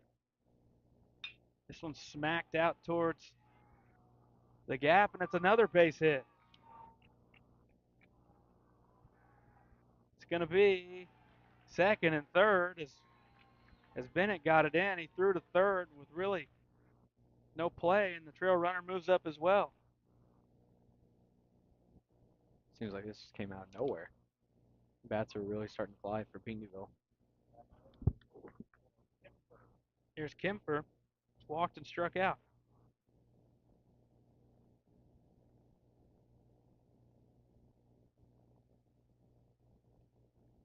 Missing in. Kemper jumps out of the box. It's 1-0.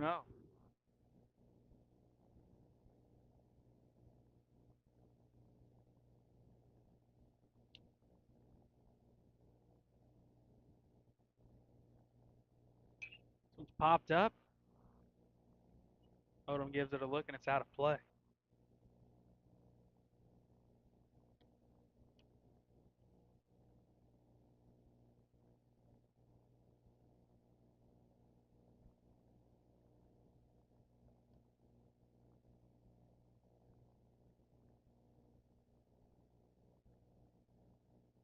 Next one.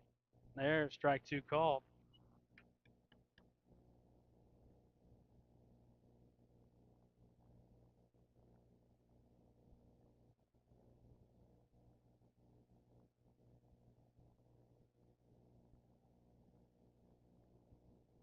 This one bounces in towards the plate, 2-2.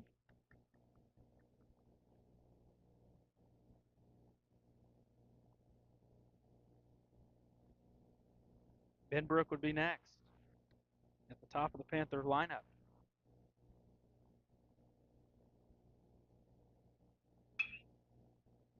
Grounded towards short. There's Bennett. And the run's going to be safe at the plate. And here comes the second. And it's fallen. Frankfurt's falling apart, trailing at 8-1. As 2 come home on the throwing error.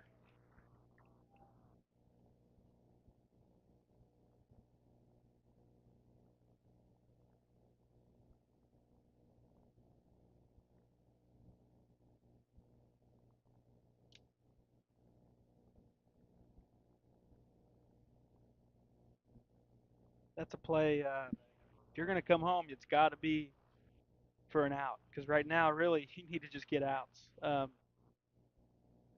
Yeah, we got to do what we can to get out of this inning. We can't leave that's them this anymore. that's a play. I mean, if you see that it's going to be bang bang, you probably just throw it to first. You're already down 5 runs, and you've got to just find a way to get out of the inning. And Frankfurt's still only 1 out, and this gets away from Odom.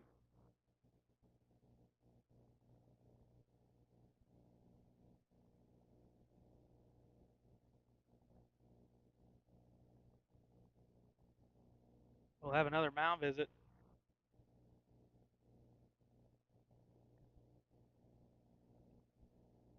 This one's sponsored by Hal Insurance. It's 8-1 Pinckneyville, a 6-run 6th, and still just 1 out in the inning. And that was the first batter of the inning. It was on 1 pitch, and since then, Pinckneyville has just kept the line moving.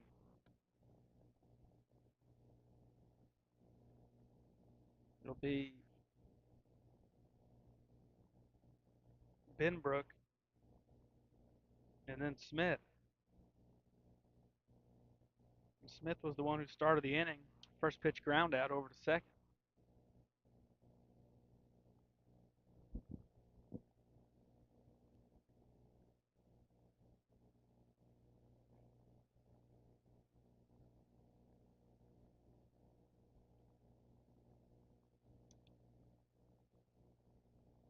Infield still in on the grass.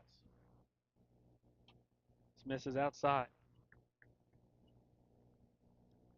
It resumes a 1-0 count, so now 2-0.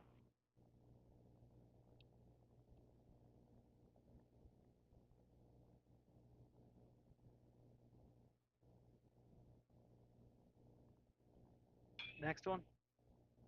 Popped out to right. Shoup coming in. He won't get to it. And it's going to be another base hit. And a run touches home.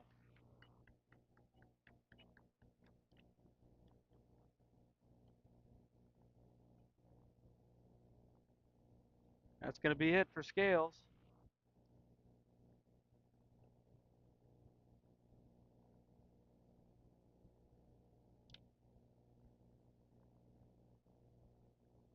Nine 1 Panthers.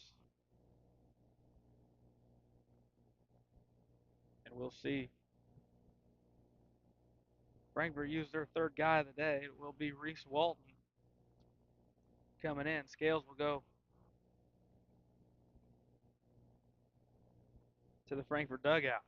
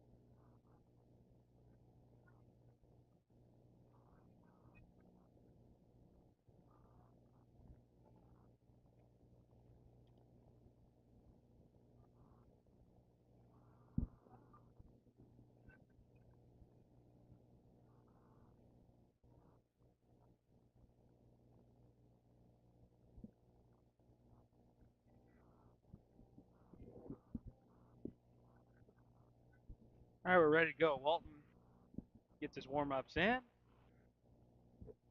Here in the top of the sixth, it's 9-1 Pinckneyville. Still just one out. Runner over at first. Here's Colton Smith. He led off the inning on one pitch. He made an out. And now he hits one over towards second. It's through for a base hit. The Panther bats have really came alive in the sixth inning.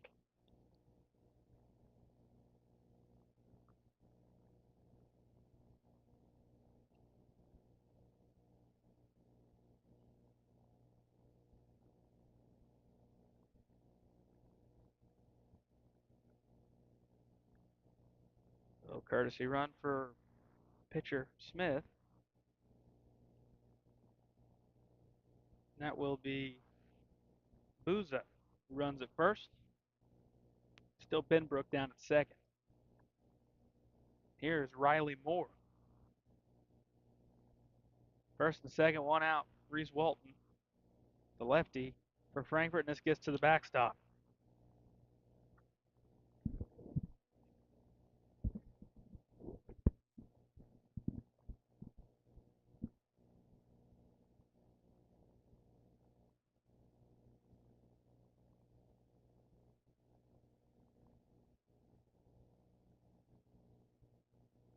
Runners at second and third.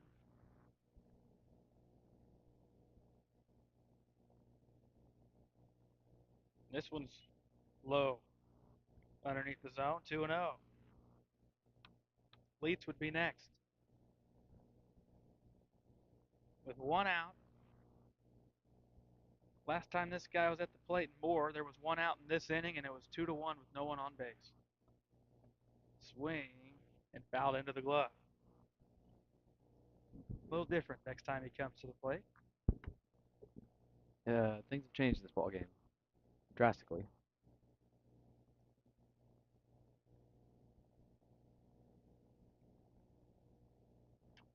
Outside.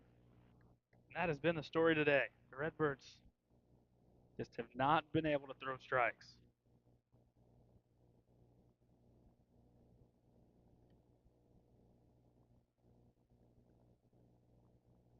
Up and in. The bases will be loaded.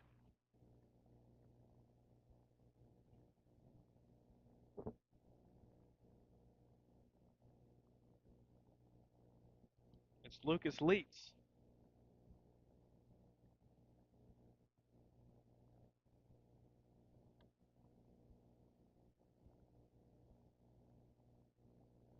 And it's below the zone, ball one.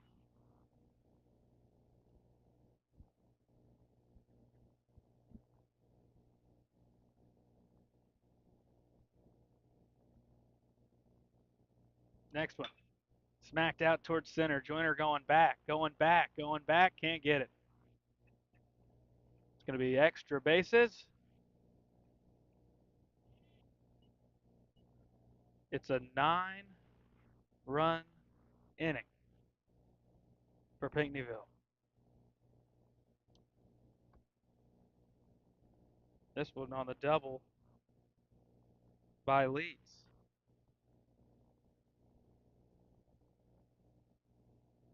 He's doubled twice this inning. It's a good inning for him. It's a good inning for the whole team. Everyone's hitting the ball. Here's Rixman.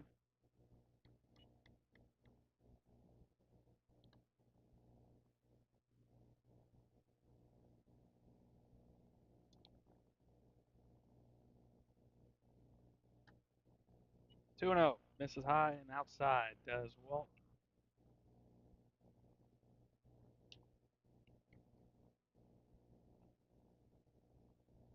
By the time the sixth inning is over, the top and the bottom, I think it might have taken up half of our game. Yeah, definitely. I mean, we've been in the sixth inning already for what feels like an eternity. Innings up to it were pretty good pace. This one's in there for a strike.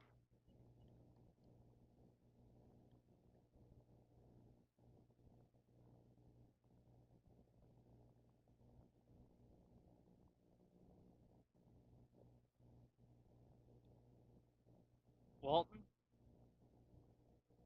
misses ball four.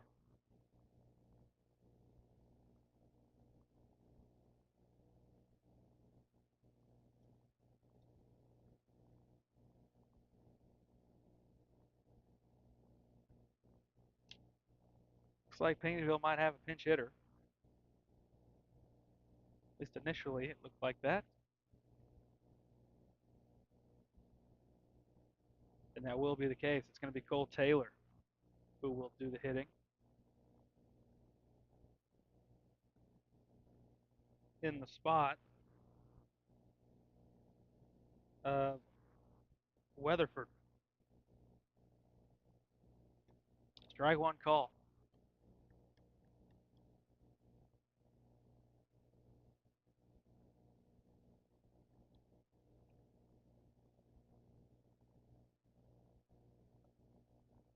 Next one.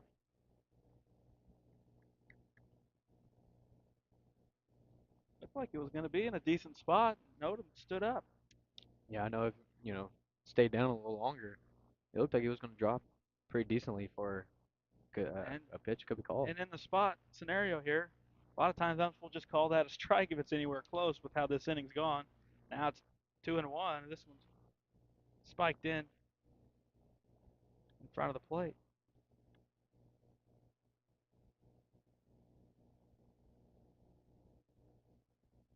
Three and one.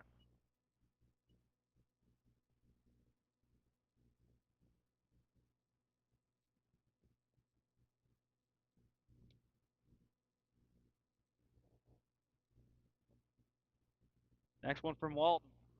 Swung on and missed as Taylor chased one off the plate. Let's keep it right there.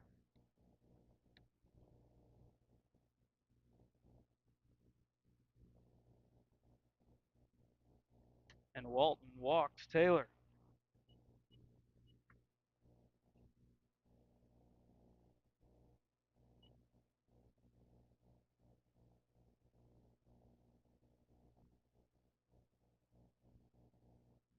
There's Reed Marlowe.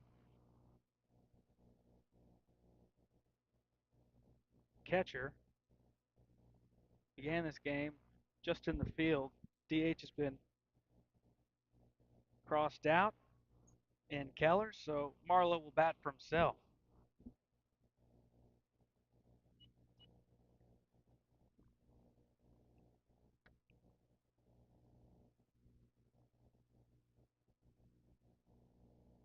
Ten have crossed the plate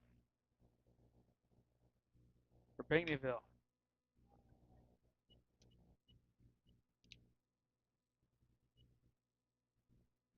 Make it 11 on the base hit for Marlowe. 13-1 here in the sixth. All of it since the first batter. One pitch, one out, and since then, everyone has reached.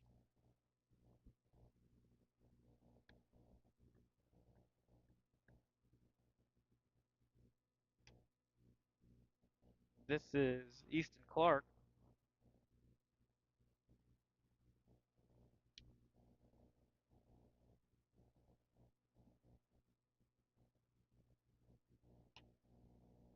He's quickly ahead in the count, 2-0.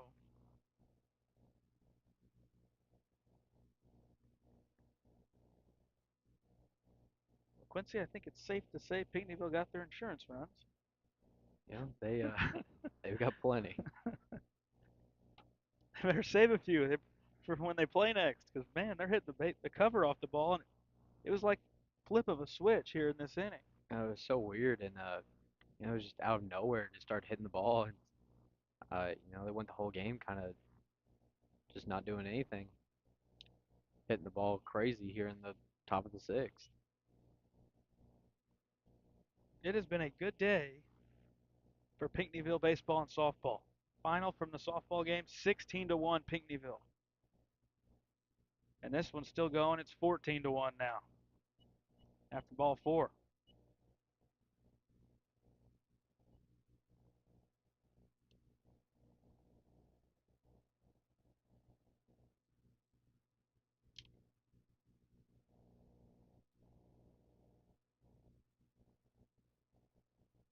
Walton will be done as Frankfurt's two relievers couldn't get one out combined between the two of them.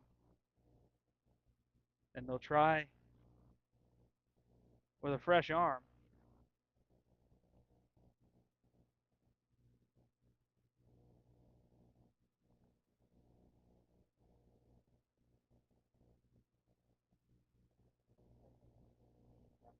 And it will be Parker Allen.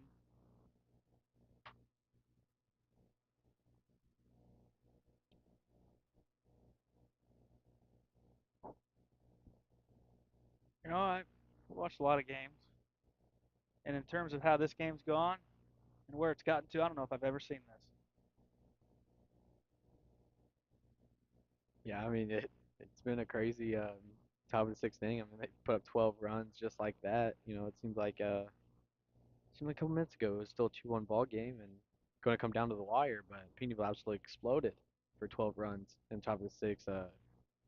Kudos to their offense too, because they're hitting the ball and they're putting in spots. It's not really a defensive problem. Yeah, and it wasn't just the relievers either. I mean, Patterson started this inning, Mm-hmm. and their approach changed clearly because they smacked the ball around when he was out there, and they've just kept the line moving. We keep saying it, but I'll have to see how many guys have reached in a row because the one out Frankfurt has was on the very first pitch of the inning. I just with all the elements added in, because you see big output innings and you see 10 spots, you see this type of. I don't think with what the scenario was in this case I've ever seen anything like this. So Most definitely. the Pinckneyville really tore it up here in the sixth.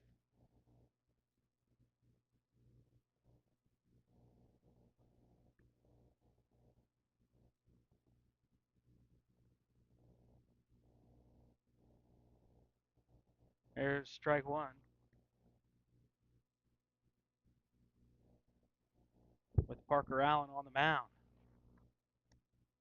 and Kemper at the plate. This one misses down and in. Well, I got my number. I figured it out. 15 have reached in a row. That's a number that you can go home and be proud about from a Pinckneyville perspective. Frankfurt is it's weight. You can not throwing strikes. The main deal. But yeah, they've really hit the ball though this inning. And, they needed a win desperately, and they came out to play here today. Force at second for one, on to first.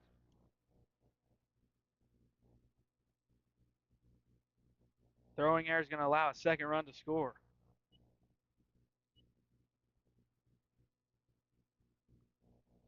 So the Redbirds finally get that second out on a force at second.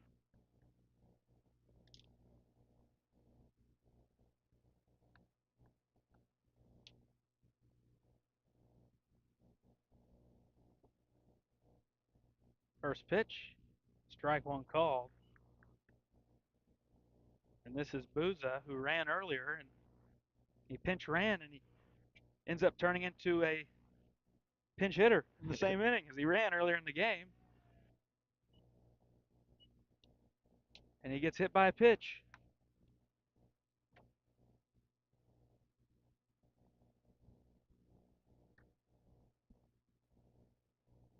Colton Smith will bat in this inning for a third time. Getting their ABs in. And I guess he'll be facing a third pitcher as well, as this one's fouled off.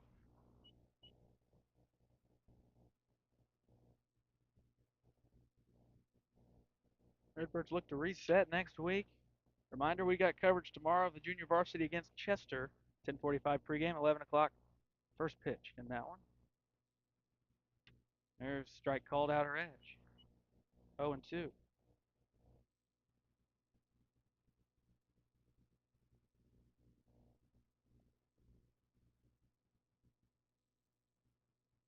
Outside ball one.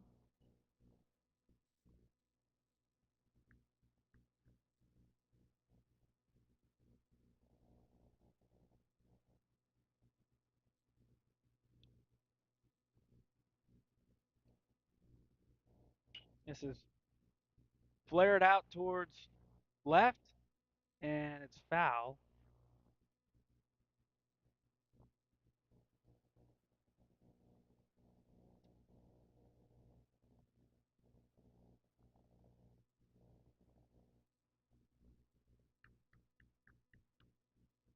Were they running on that pitch? I Base couldn't runners? tell you. They're around third pretty quick. Yeah.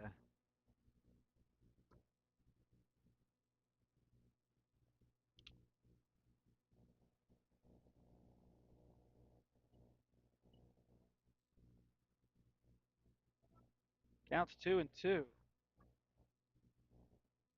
Why are they stealing? I couldn't tell you that. It looked like a third base coach had some words with his player. He definitely held him at third. He was going to try to come home. Counts full. Yeah, they might need that 17th run. It's crucial if they get it in or not. Full count. Next one. Back up the middle. Bennett's to his left field. No play at first.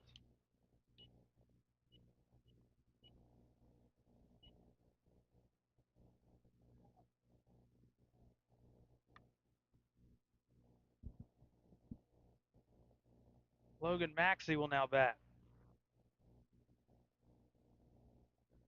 off the bench. He bats for Moore. First pitch called strike one.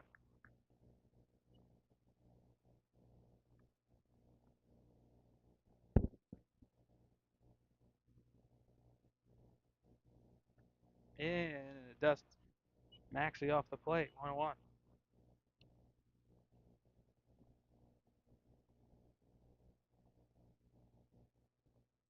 Next pitch, swung on and flared towards second.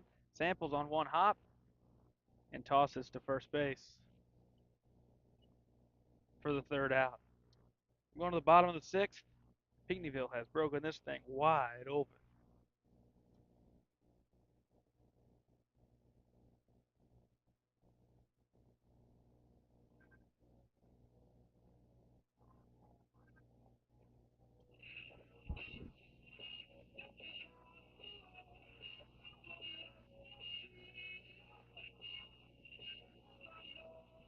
Experience a taste of Mexico at La Fiesta Mexican Restaurant. We have the best food and drinks for the whole family to enjoy. See you tomorrow, amigos.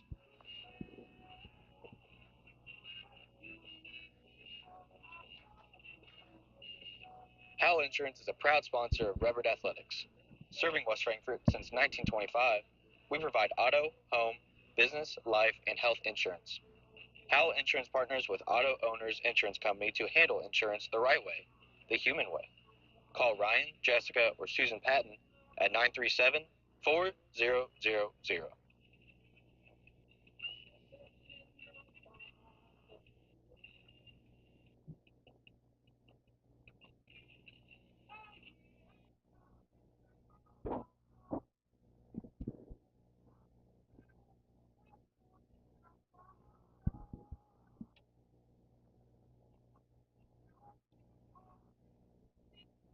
Bottom sixth, and it's 17-1 Pinckneyville after a massive sixth inning, and that is not an understatement. 15 runs in the top of the sixth. And what was a 2-1 game is now a 17-1 game. And Pinckneyville is 3 outs away from uh, packing things up and heading back home with a victory. Yeah, I mean, they came in that sixth inning and they really just turned the bats alive. They started hitting the ball really well, drove in a lot of runs, and they're seeing themselves here up 16 runs on the Redbirds. It's unfortunate on where the game was heading to now where it's at. What you can do now is you got to come up here, get some good at bats.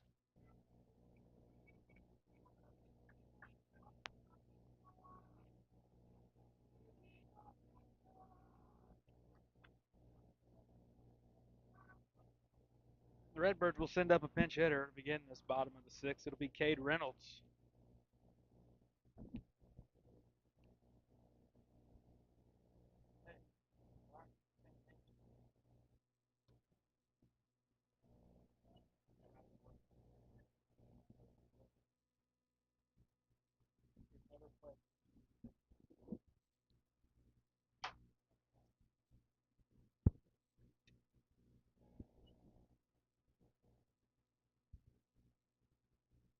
Counts 0-2 to Reynolds.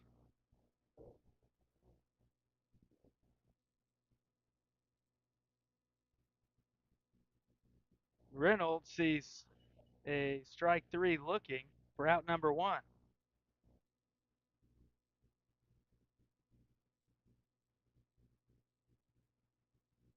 Reynolds there was in the spot of Mitten in the two spot. And now we'll see Deacon Webster.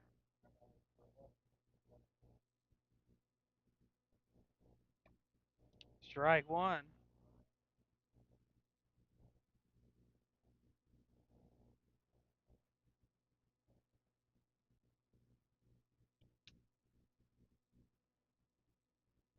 Smith looking for a complete game, fouled back. Strike two.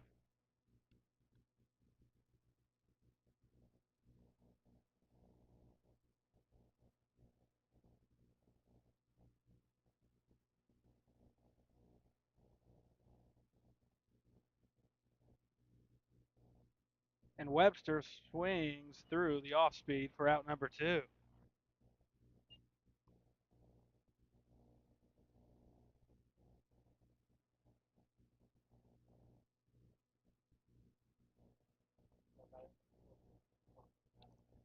There's Parker Allen, who took over on the mound late there in the 6th. He's in the 4 spot for Scales. 1 out to go for Smith and the Panthers, leading at 17-1 after that big top of the 6th. First pitch, up and in, ball 1.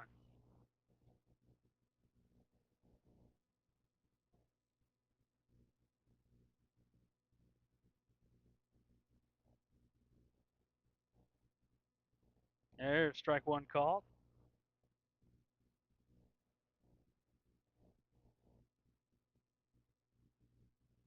One and 1 the count to Parker Allen.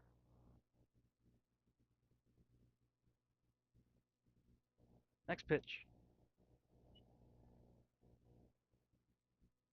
Just misses. 2-1.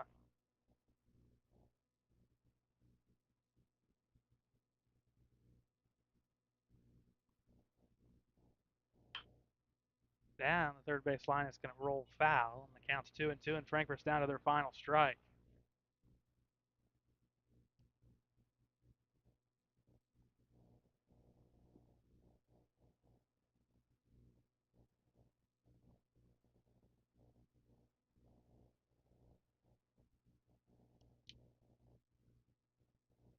A 2-2 on the way.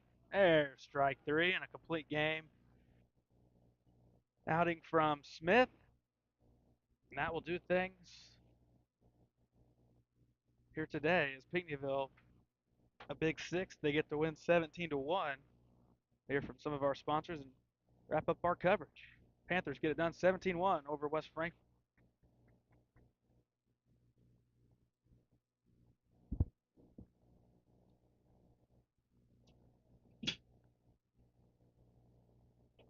Wallace Industrial Tools and Supplies knows Southern Illinois.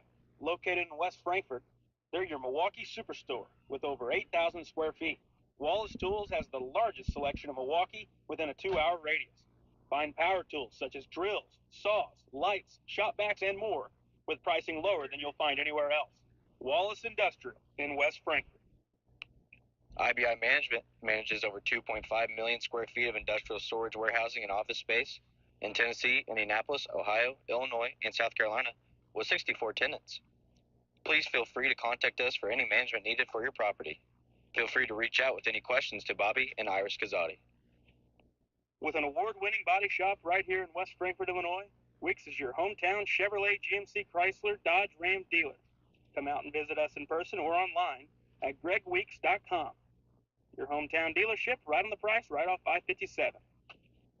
Kids Corral Incorporated, celebrating 25 years serving the children and families of Southern Illinois. Owned and operated by Gina King and Kristen Cass. Kids Corral in West Frankfort. Redbirds Live, brought to you by the partners of Sam C. Mitchell and Associates, including former West Frankfort High School dual sport standout Lance Brown and fellow West Frankfort alumni and veteran Matthew Carrowan. The law firm of Sam C. Mitchell and Associates are proud members of the West Frankfort community and proud servants of all of Southern Illinois.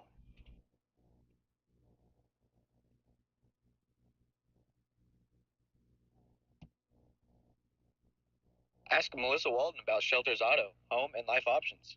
Call or text at 618-937-2092.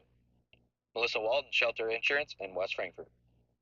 Contact Power Wash Plus for a free quote on all your residential or commercial pressure washing needs. Professionally operated and fully insured.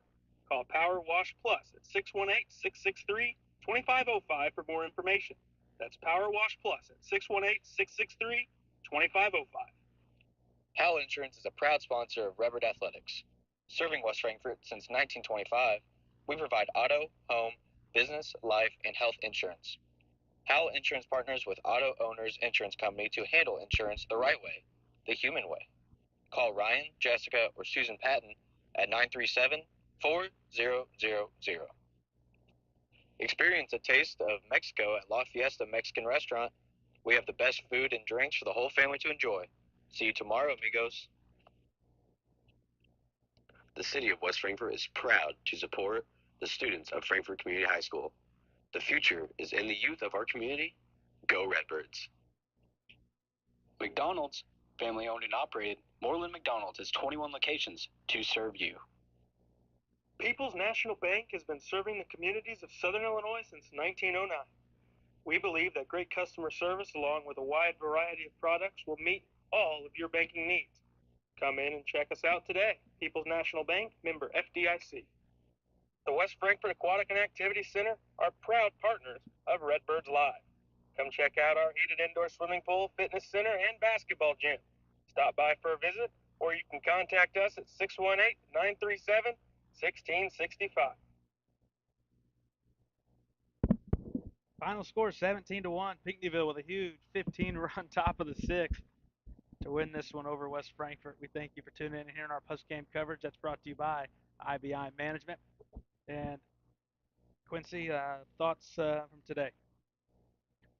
I think it was I think we're pretty fine until all the way up until that sixth inning. I think there was a little you got to focus a little bit more.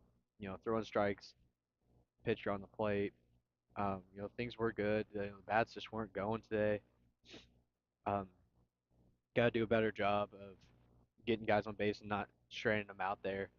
I think there was a few times today we had runners, second base, and uh, we straightened them out there. It's just lost opportunities that we really need to have in order games like this. If it might have been a little bit different story if say we were and we had the lead in that sixth inning. I don't think they jump out for a 15-run inning, but it's basically it for me. All right, so let's get you the box score real quick. That's brought to you by the city of West Frankfort. Start with Pinckneyville. Benbrook, 2 runs, 2 hits, and an RBI. Smith, 3 hits, 3 runs driven in. Moore with a couple of runs scored, 3 walks. Also, Leeds, 2 runs, 2 hits, 2 runs driven in, and a walk. Rixman, a couple of runs scored, 1 hit, 2 runs driven in, a walk for him as well. Weatherford with a walk and a hit. Taylor with a run scored. Um, Keller, 3 runs driven in, 2 hits, 2 runs. Clark, 1 run, 1 hit, 1 RBI and a walk. Kemper, 3 RBIs and 1 walk, 3 runs scored. Rixman with a double in there, Leeds with a couple of doubles. Benbrook also hit by a pitch. Taylor, Leeds, and Benbrook with a stolen base apiece. Kemper had a couple of stolen bases. On the mound, it was Smith who got the win, 6 innings, 2 hits, 1 run, 1 earned, 8 Ks, and 3 walks. Now for Frankfort. Joyner, 1 run, 1 walk. Mitten, 1 walk. Patterson with an RBI. Scales with a walk. Duncan with a hit. Samples with a hit. That's about it. Patterson, 5 and a third with 3 hits, 4 runs, 4 earned, 5 Ks, 5 walks, and he got the loss today. Scales and Walton both uh, unable to get an out because they were both beat up in relief. And then Allen got 2 outs and he allowed 1 hit. That's your box score, 17-1. The final. Let's get to our player of the game. That's brought to you by Melissa Walden Shelter Insurance. Quincy, who you going with? Player of the game. A player of the game. I'm gonna go with Chris Samples. I think he had a pretty clean ball game, um, doing what he could to get on base. He came up with a hit in the ball game, and overall player of the game, Chris Samples. He was active. A lot of balls hit to him. Played pretty good. He covered a couple of throwdowns to second. One was off the bag, and he's still able to get a tag on. So he was really good in the field today. That's a place that anyone that knows him, he takes a lot of pride in that. And, it's been an adjustment. But it seems like he's taking it for the better, and he's really grown as a defensive player. But as you mentioned, also with a nice base hit today, it led off an inning. They just couldn't drive him in. But well-deserved Chris Samples player of the game, brought to you by Melissa Walden Shelter Insurance. We're back tomorrow morning, 10:45 pregame, 11 o'clock first pitch with the junior varsity up against Chester. Alongside Quincy King, I'm Garrett Smith. We thank you guys so much for tuning in to Redbird